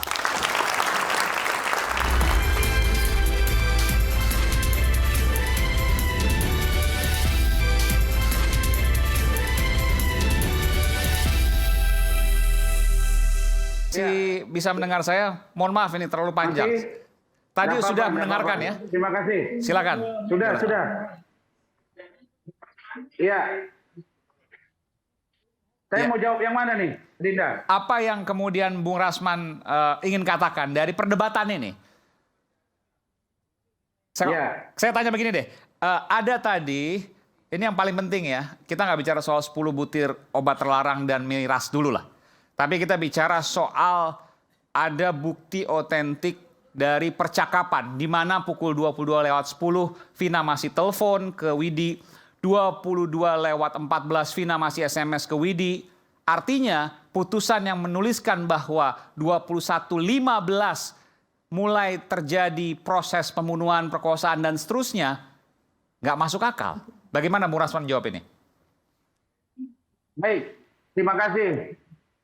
Jadi kalau dari sisi saya, setelah saya amati tadi apa yang disampaikan oleh teman-teman, saya ingin menyatakan dengan tegas di sini bahwa pendapat hukum saya, kalau dalam istilah hukum itu ada yang disebut dengan ratio decidendi, dasar dalam mengambil putusan, khususnya hakim. Nah, dasar saya juga untuk pertama, ketika kasus ini mencuat ke permukaan, saya orang yang mengatakan bahwa berikan kesempatan kepada Polri untuk melakukan proses tindak lanjut dari putusan yang sudah inkrah dari Mahkamah Agung terkait dengan kematian Vina dan Eki yang dalam putusannya menyebut bahwa ini adalah pembunuhan dan pelakunya dihukum seumur hidup, lalu kemudian 3 orang DPO. Ke situ ya. Nah, lalu saya sebagai seorang praktisi hukum mengamati. Apa yang saya amati? Tindakan yang dilakukan oleh Polda Jawa Barat. Mereka bergerak cepat, kemudian menangkap 1 orang yang bernama Peggy Setiawan. Bertambah gaduh persoalan negara ini karena penangkapan Peggy kontroversial. Lalu pengacaranya mengajukan pra-peradilan dan dinyatakan proses tersangka, penggeledahan dan lain-lain dinyatakan tidak sah. Oke, dari situ saya tetap mengatakan bahwa masih ada ruang bagi penyidik untuk melakukan pemeriksaan ulang apabila ditemukan novum baru. Nah, berkaca dari situ dan mendengar pernyataan malam ini dari para teman-teman saya, para lawyer, saya ingin katakan bahwa tidak boleh satupun di antara kita yang berani mengatakan bahwa PK akan dikabulkan dan atau mengatakan bahwa PK akan ditolak. Yang bisa katakan adalah kita berkeyakinan. Saat dalam persoalan ini saya agak berbeda dengan Bang Fredrik. Menurut saya lawyer bisa berkeyakinan karena tanpa keyakinan kita tidak akan bisa menyampaikan apa yang kita pikirkan, terutama dalam melakukan pembelaan klien. Maka berdasarkan keterangan yang saya tangkap dari Pak Suroto selaku klien saya, dari Saudara Yosi Ahdian selaku pengacara almarhumah Tina dan almarhumah Eki diwakili oleh keluarganya, berdasarkan putusan yang saya lihat, berdasarkan keterangan yang lain, konfirmasi saya kepada Polda Jabar, saya berkeyakinan bahwa telah terjadi proses pembunuhan terhadap almarhumah Tina dan almarhum Eki. Persoalan belakangan muncul, ada Mega, lalu ada temannya lagi, lalu kemudian ada pencabutan keterangan oleh Liga Akbar dan lain-lain. Itu hal yang muncul belakangan. Nah, pertanyaan saya, kenapa Anda baru sekarang menyuarakan itu? Sehingga muncul masalah sekarang, apakah ini peradilan sesat, mystery of justice atau apa? Maka menurut saya, kalau besok ternyata kematian Vina bukan pembunuhan, maka apa yang harus dilakukan? Dalam konteks hukum, kita harus bersepakat bahwa orang-orang yang selama ini mengetahui bahwa ada kejahatan yang berbeda. Dia bukan dibunuh, tapi Mega mengatakan masih komunikasi. Vidi mengatakan masih komunikasi.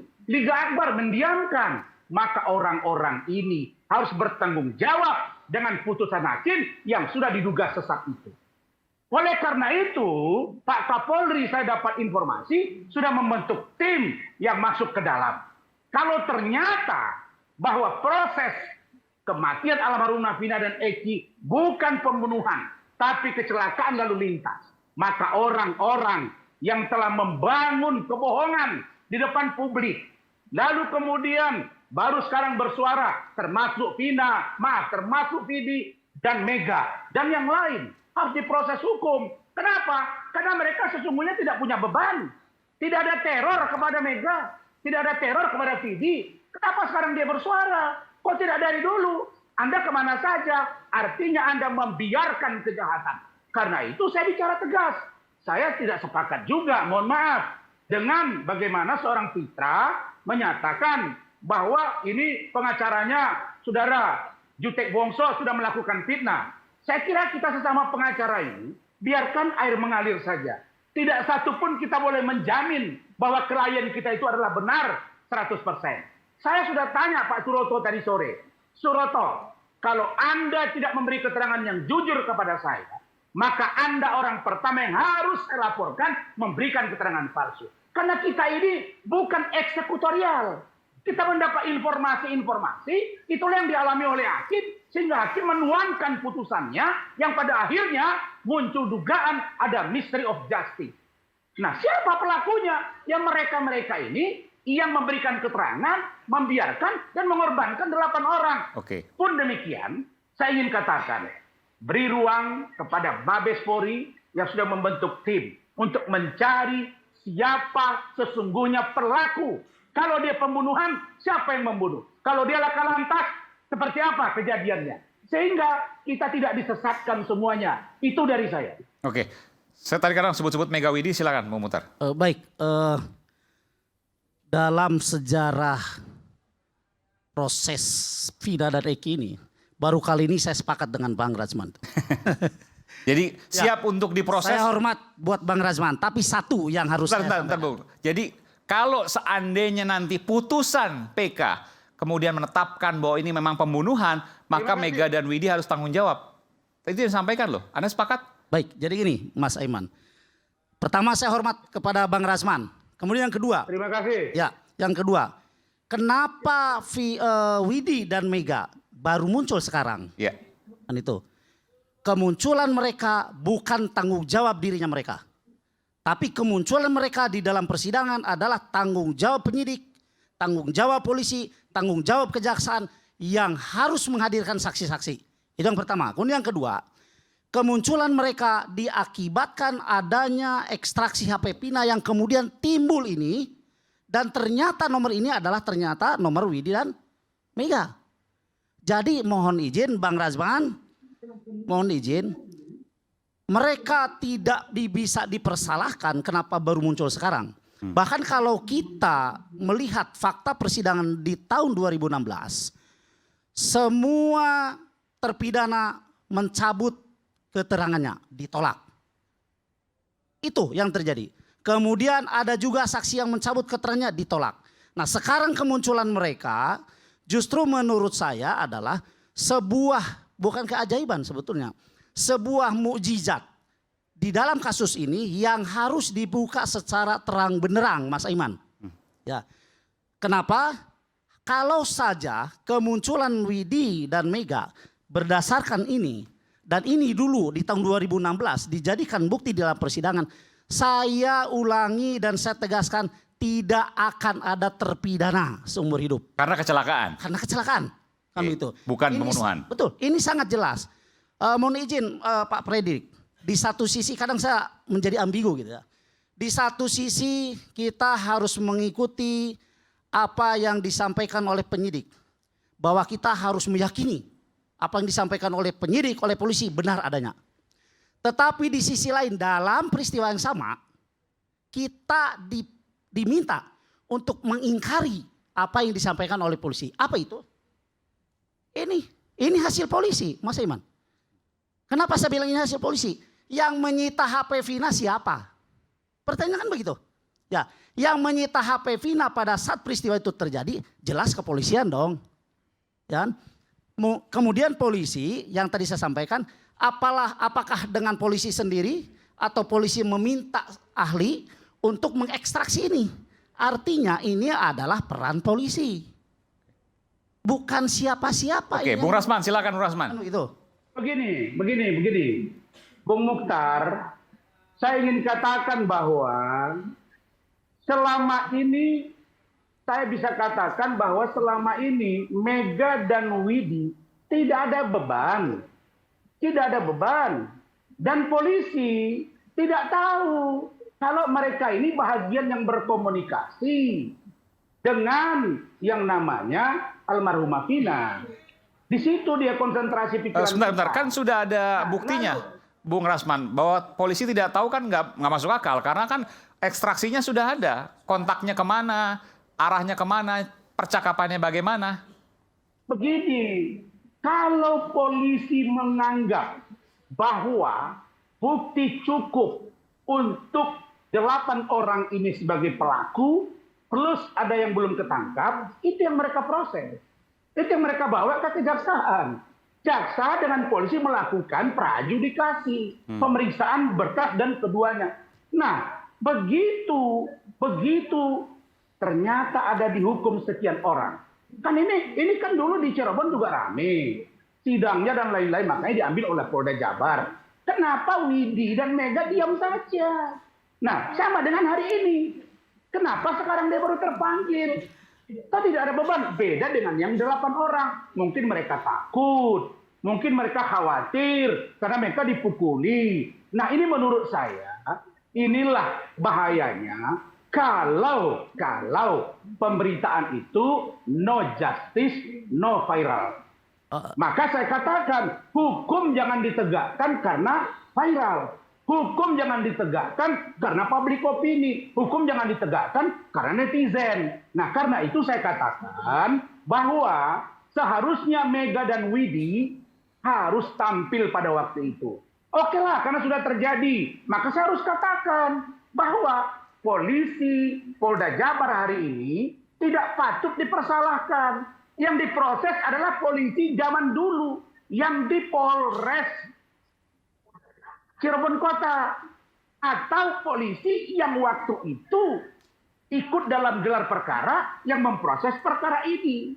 Tetapi perkara ini tidak sesungguhnya menjadi atensi sesuai dengan pengakuan Bapak Anton Carlyan selaku Kapolda. Lalu bagaimana solusinya? Solusinya adalah dari awal saya katakan, lakukan audit investigatif. Dan sekali lagi saya katakan, Polri, Mabes Polri telah menurunkan tim. Dan saya sudah tahu anggotanya ada beberapa orang sedang melakukan audit investigatif yang komprehensif. Maka saya katakan, kalau ternyata, saya dari awal mengatakan, ingat itu. Kalau ternyata polisi terlibat, kalau ternyata Ibtu Rudiana terlibat dalam proses yang bukan sesungguhnya terjadi, tetapi diada-ada, merekayasa kasus, maka proses Ibtu Rudiana. Kalau ternyata ada orang lain yang jadi aktor, membiarkan kejahatan, sehingga muncul putusan yang keliru, orang itu harus diproses secara hukum. Yang saya tidak mau, jangan orang yang tidak bersalah dihukum. Kenapa? Kasihan saya dengan Dirkrimum Polda Jabar, dengan Kabid Humas Polda Jabar, dengan Kabidkum Polda Jabar. Karena mereka menerima barang yang disajikan. Karena itu, saya dari awal katakan, kalau ternyata ada ketidakberesan, proses mereka. Yang penting bagi saya dari awal, Polri harus transparan dalam penegakan hukum untuk keadilan itu sendiri. Baik, ya Bang Razman. Saya sekali lagi sepakat dengan apa yang disampaikan oleh Bang Razman. Terutama dengan janganlah kita menjustifikasi polisi yang sekarang, kan begitu. Justru kemunculan berita atau kemunculan opini-opini kita ini, itu bagaimana caranya polisi yang sekarang bisa memflashback peristiwa 2016 dan mereka memproses polisi-polisi yang dulu. Itu yang pertama. Kemudian yang kedua, mau tidak mau saya harus tetap bersuara, Mas Aiman. Kenapa? Berkali-kali Bang Razman menyebut tentang eksistensi daripada klien kami. Kami, terutama saya, tidak mau disebut bad lawyers karena membiarkan klien kami terancam secara hukum misalnya. Terancam secara hukum, ya. Atau mungkin secara moral dia merasa terintimidasi, ya begitu. Kenapa Widi dan Mega baru muncul sekarang? Yang tadi saya katakan, kemunculan mereka di dalam sebuah peristiwa itu tidak ada kewajiban buat mereka untuk menyodorkan diri. Kenapa? HP siapa yang disita oleh polisi, HP siapa yang diekstraksi oleh polisi, mereka tidak akan tahu. Karena peristiwanya pun mereka tidak tahu. Kan begitu? Ya, beda dengan orang yang bahwa HP si Anu yang disita oleh polisi. Iya. Nah, kemudian si Anu. Oke, saya tanya dulu ke Bung Razman. Bung Razman, bagaimana kalau seperti itu? Kan nggak tahu mereka. Mereka belum tahu juga apakah mereka terkait atau tidak. Sekarang saya tanya, apa urgensinya mereka tampil saat ini? Kalau dibilang, tunggu dulu. Kalau dibilang apa urgensinya? Apa urgensinya mereka tampil sekarang? Nah, karena ada ini. Mereka, gini. Tunggu dulu Bang Razman. Karena ada ini mereka harus tampil. Karena ada bukti percakapan itu. Ada bukti percakapan. Tidak mungkin dong sekarang bukti percakapannya ada, terus mereka malah menghindar. Itulah yang lebih salah. Kan begitu. Begini. Mereka kan sudah tahu selama ini almarhumah Vina dengan Eki itu berpacaran lalu meninggal. Ada helm. Mereka curiga ini bukan dibunuh tapi kecelakaan. Ditangkap, diproses. 2016 itu sudah teknologi canggih juga. Kok diam saja? Betul, tapi mereka tahu nggak? Gini Bang Razman, tapi mereka tahu tidak kalau HP Vina yang dijadikan barang bukti? Kan begitu pertanyaan berdasarnya kan begitu. Ya kan? Sama dengan pertanyaan sekarang. Mereka tahu tidak kalau itu dijadikan barang bukti? Baik. Nah, sekarang pertanyaan saya, apa yang mendasari, apa motivasi Mega dan Widi tampil sekarang? Jadi gini, karena mereka tahu nggak kalau sekarang katakanlah begitu ya, tampil.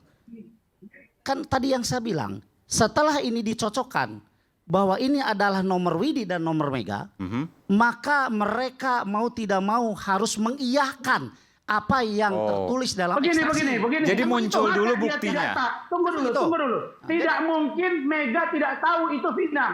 Tidak mungkin. Mereka berkawan, mereka bersahabat. Kewenangan menyita barang bukti itu ada di polisi, bos. Bukan ada di klien kami. Dari mana ceritanya? Pak, tolong dong disita HP saya. Nggak ada. Kewenangan. Mas Iman, kewenangan menyita barang bukti yang ada di dalam TKP atau yang berada di dalam tubuh korban atau pelaku itu sepenuhnya kewenangan polisi. Oke. Yang jelas satu kita Pak nggak ya, tahu. ini sudah ada dalam berkas, sudah dipertimbangkan. Jadi tidak perlulah kita perpanjang lebar lah Pak. Tidak ada artinya. Karena datanya penting. Silakan. Saya ngomong dulu. Silakan, Bung Rasman. Kalau sekarang Mega dan Widi tahu bahwa sudah ada barang bukti di polisi, sama dengan dulu mereka juga sudah tahu di proses hukum. Pertanyaan saya, ini waktunya sudah 2 bulan baru mereka nongol yang 2 ini. Karena ditengoknya, oh iya ya kita nebeng nih, kita bantu nih bahwa ini ada kejahatan. Saya yakin bahwa mereka berdua ini tahu bahwa handphone mereka itu harusnya ikut menjadi barang bukti. Tapi pertanyaan mendasar begini Bung Rasman, apa lebih lucu lagi kalau begitu? Sebentar. Saya ingin tanya kepada Bung Rasman, apa salahnya ketika mereka baru hadir saat ini? Jangan dijawab dulu, saya akan kembali saat lagi tetap bersama kami di Rakyat Bersuara.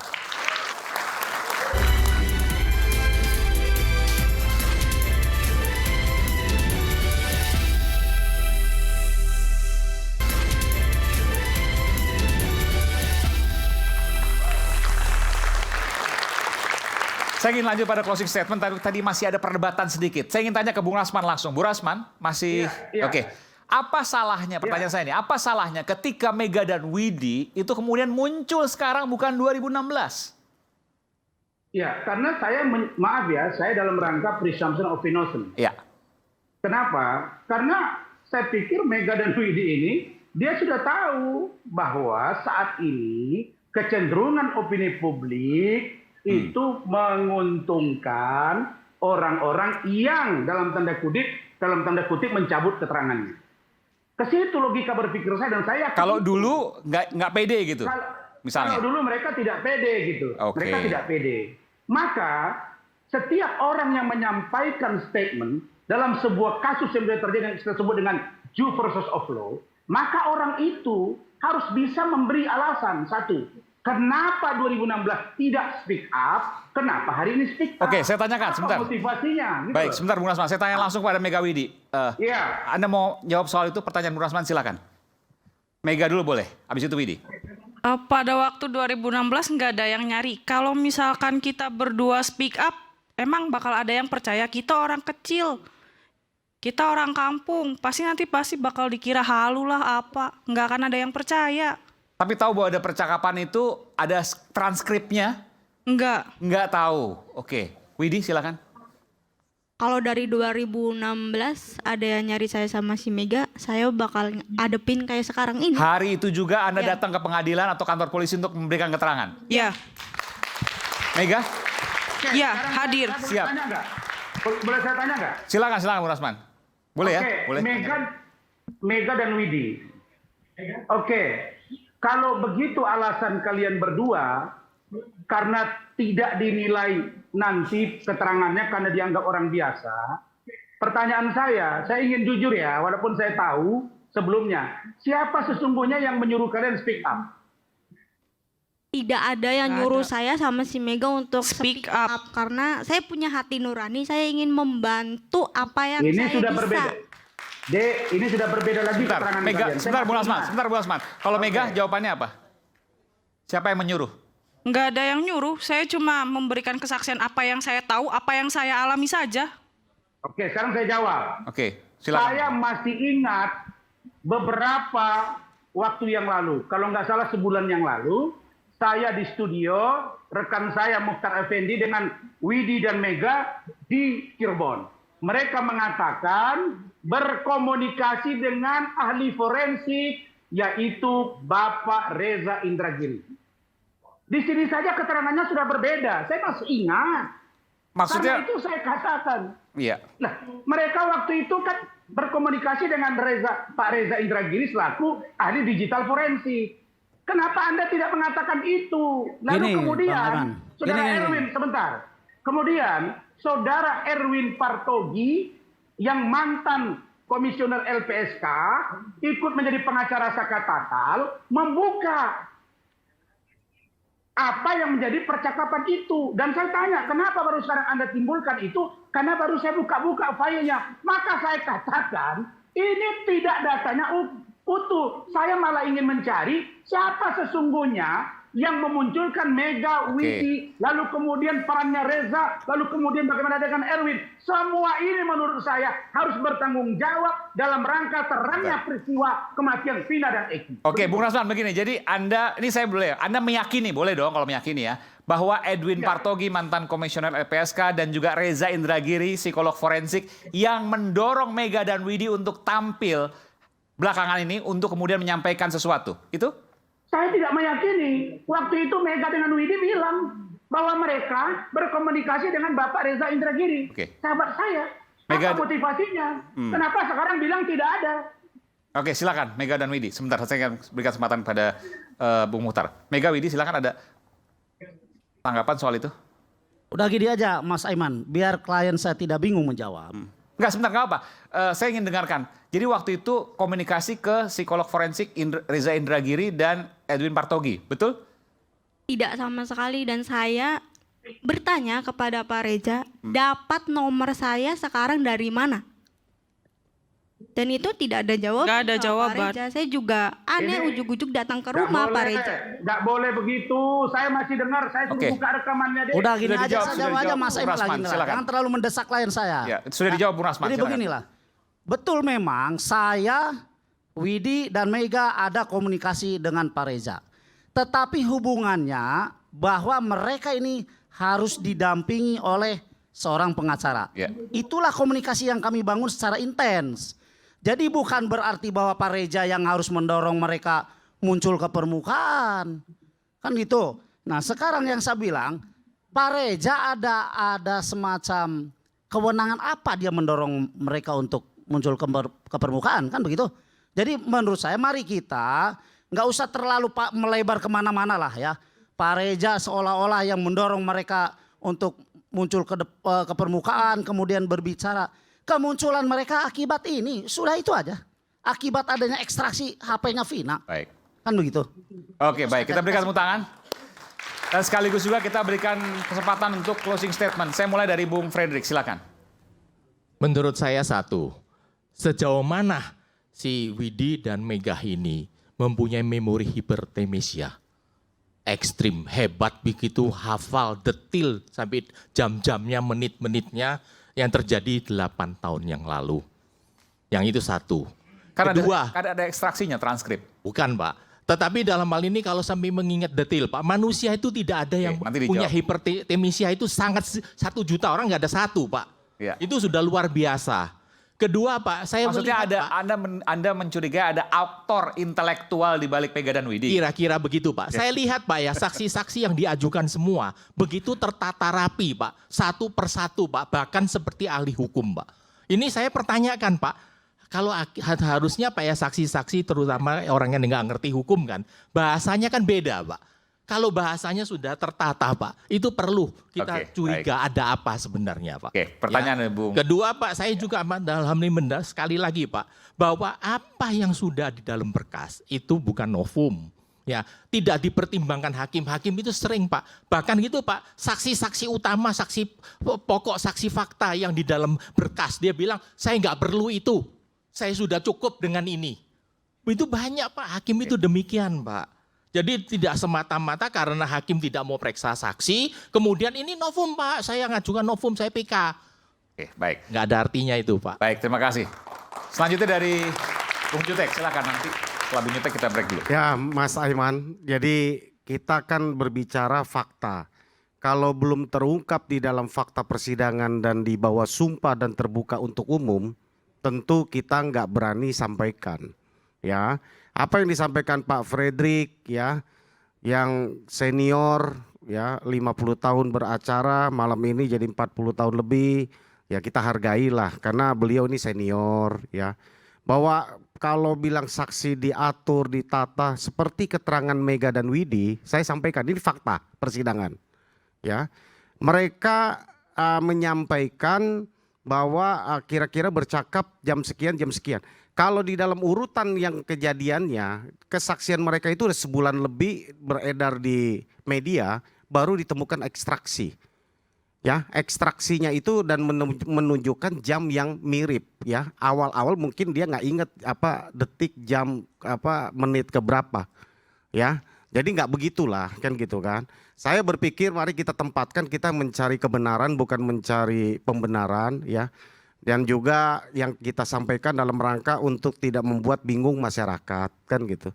Saya rasa apa yang sudah dihadirkan pada malam hari ini saya rasa cukup ya untuk membuat kita berpikir baik yang pro dan kontra ya terhadap apa yang dihadirkan. Tok semua tersaji lengkap kok ada di mana, di YouTube kan gitu sampaikan ya. Kalau dalam hal bahwa apa yang kita sampaikan ini kira-kira nggak benar, ya silakan diambil aja upaya hukum. Ya, kami juga ada 3 LP yang lagi aktif sampai sekarang kami kejar. Baru juga tadi kami lagi kejar dengan teman-teman. Siapa aja LP itu? Ya Pak Rudiana, kami lagi LP tentang penganiayaan dan juga melaporkan Pak Rudiana atas penganiayaan dugaan ya. Oke, terus? Saya mewakili klien ya. Iya. Kita kalau saya bilang saya itu maksudnya klien kami ya. Iya. Gitu. Jadi termasuk juga Pak Pasren dengan Kavi, Aep dan Dede ya. Jangankan yang dibilang memberikan keterangan palsu di persidangan yang sekarang ini mau di LP kan. Kami yang jelas-jelas sudah di LP dan sudah ada putusan yang jelas-jelas berbohong kita bisa sampaikan, bisa buktikan saja. Ini aja nggak gampang. Kan gitu kan. Apalagi kan gini loh Mas. Seorang saksi ya sesuai 184 ya. Seorang saksi ya kan yang disebut alat bukti adalah ia mengalami, mendengar, melihat. Kan itu yang saksi yang sempurna itu. Ya. Kalau sekarang dia mengatakan dia melihat, mengalami dan melakukan dan di bawah sumpah, siapa yang mau bantah? Itu kan pertanyaannya. Kalau di bawah persidangan, di bawah sumpah tidak diakui lagi, ya siapa lagi? Kalau kita bisa buktikan kemudian apa yang dikatakan itu salah, ya silakan dibuktikan apa yang disampaikan itu salah. Misalnya dia melihat seseorang menegak misalnya satu minuman, ya silakan dibuktikan. Misalnya itu ada buktinya? Bukan, maksudnya itu kan yang sampaikan itu pasti punya bukti kan? Ya kan itu kan saksi, apa yang dia lihat, apa yang dia lakukan, apa yang dia alami. Ini saksi kan? Oke. Berangkatnya kan dari sana Mas Aiman. Ini supaya nggak sesat di masyarakat gitu loh. Lalu akibat apa yang dia alami, yang dilihat, yang dilakukan, dia bersumpah menyatakan di depan pengadilan. Bukan seperti yang sekarang ngomong di depan tanpa persidangan. Di dalam persidangan dia nyampaikan. Kalau yang dia sampaikan depan persidangan apa yang dia alami, apa yang dia dengar, apa yang dia lihat. Kalau ada yang membuktikan, oh nggak benar, ya silakan itu diproses. Itu namanya palsu. Baik. Ya kan, itu fitnah. Ya kalau dibilang nanti ada visum saya makanya nggak mau berdebat di situ. Saya bertanya, visumnya ada nggak membahas tentang minuman keras, obat-obat ya ususnya diselidiki. Boro-boro spermanya aja nggak dicek punya siapa. Oke. Ya kan, jadi udahlah. Saya kalau masuk lebih dalam kita bukan untuk berdebat ya. Saya hanya ingin sampaikan bahwa terkait dengan nanti saya berikan kesempatan. Otopsi, coba dibaca per nomor 76. Di situ jelas ada sperma. Saya berikan kesempatan pada Bung Pitra. Kita kembali saat lagi tetap bersama kami di Rakyat Bersuara.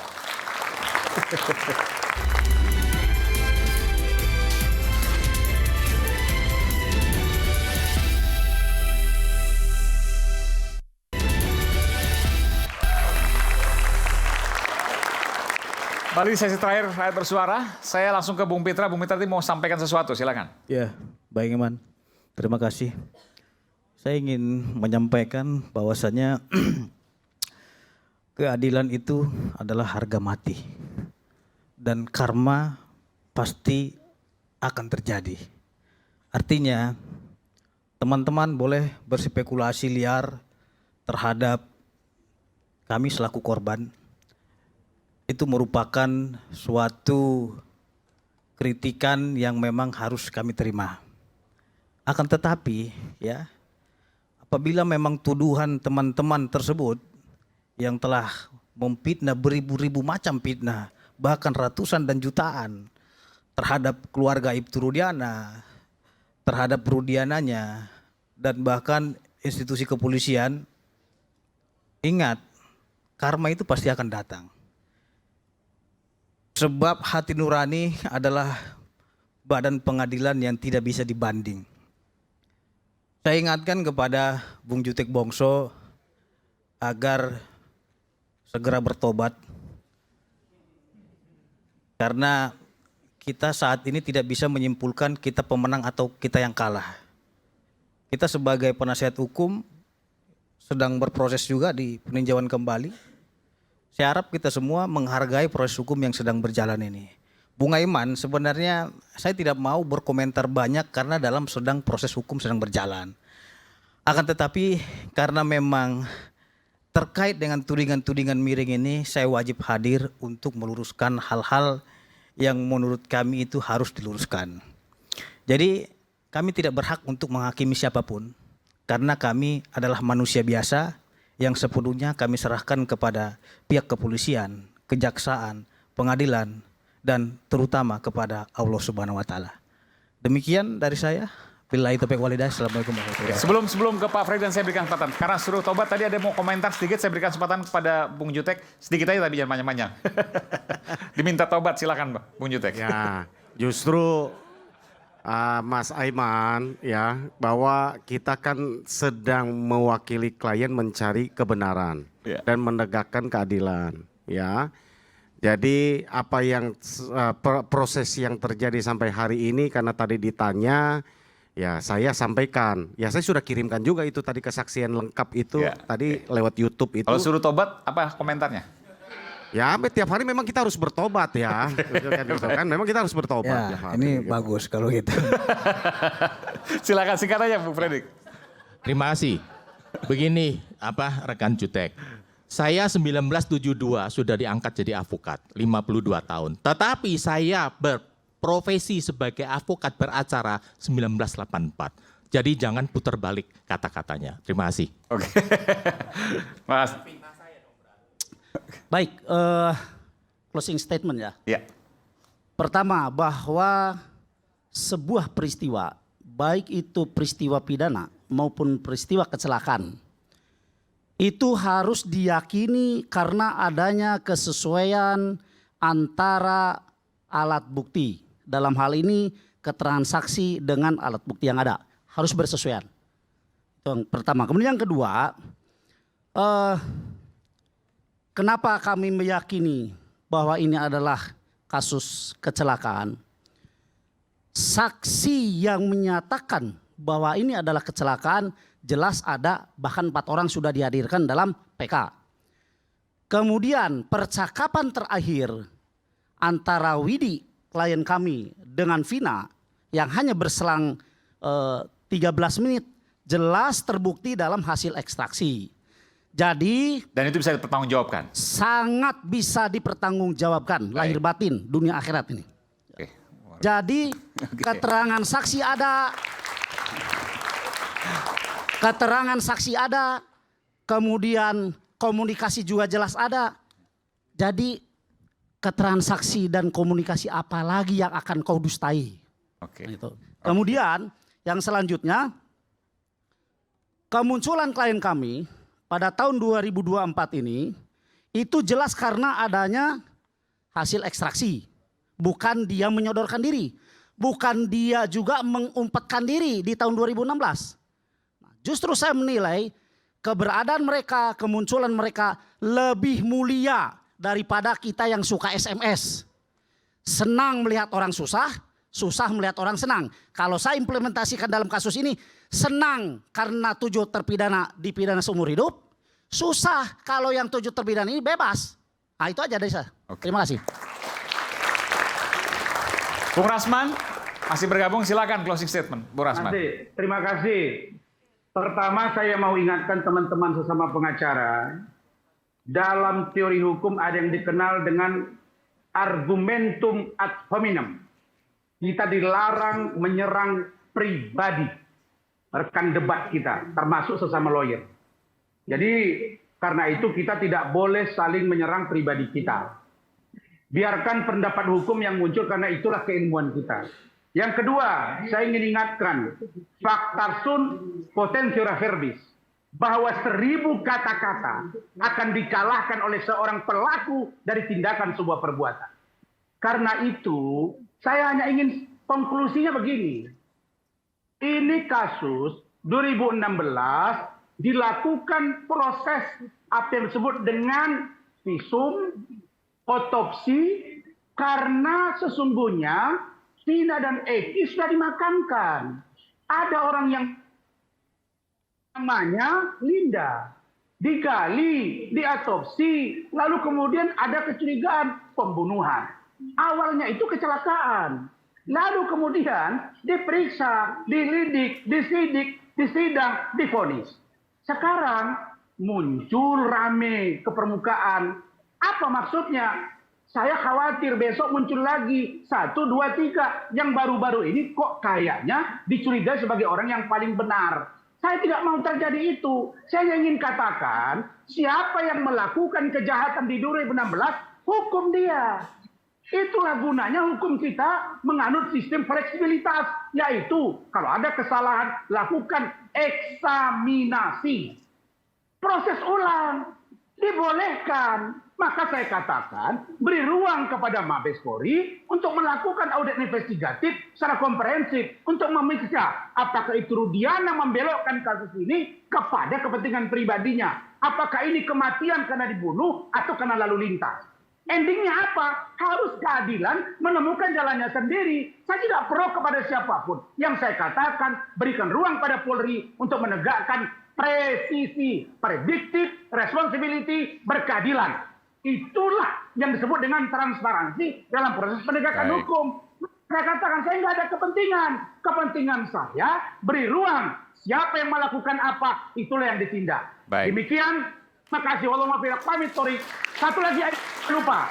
Sekarang ada kasus yang viral, yaitu kasus Loli dan kasus klien saya.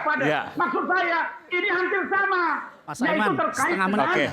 Oke. Hampir kena dengan terkait dengan. Kita cermati terus kok, Bung Rasman. Terima kasih, Bung Rasman. Maksud saya kita maju terus. Mudah-mudahan rakyat bersuara untuk Indonesia berkeadilan. Terima kasih. Amin. Terima kasih, Bung Rasman. Setengah menit. Yes, singkat aja ya. Setengah menit. Ini pernyataan saya, tolong jangan didebat karena ini hanya setengah menit. Ya.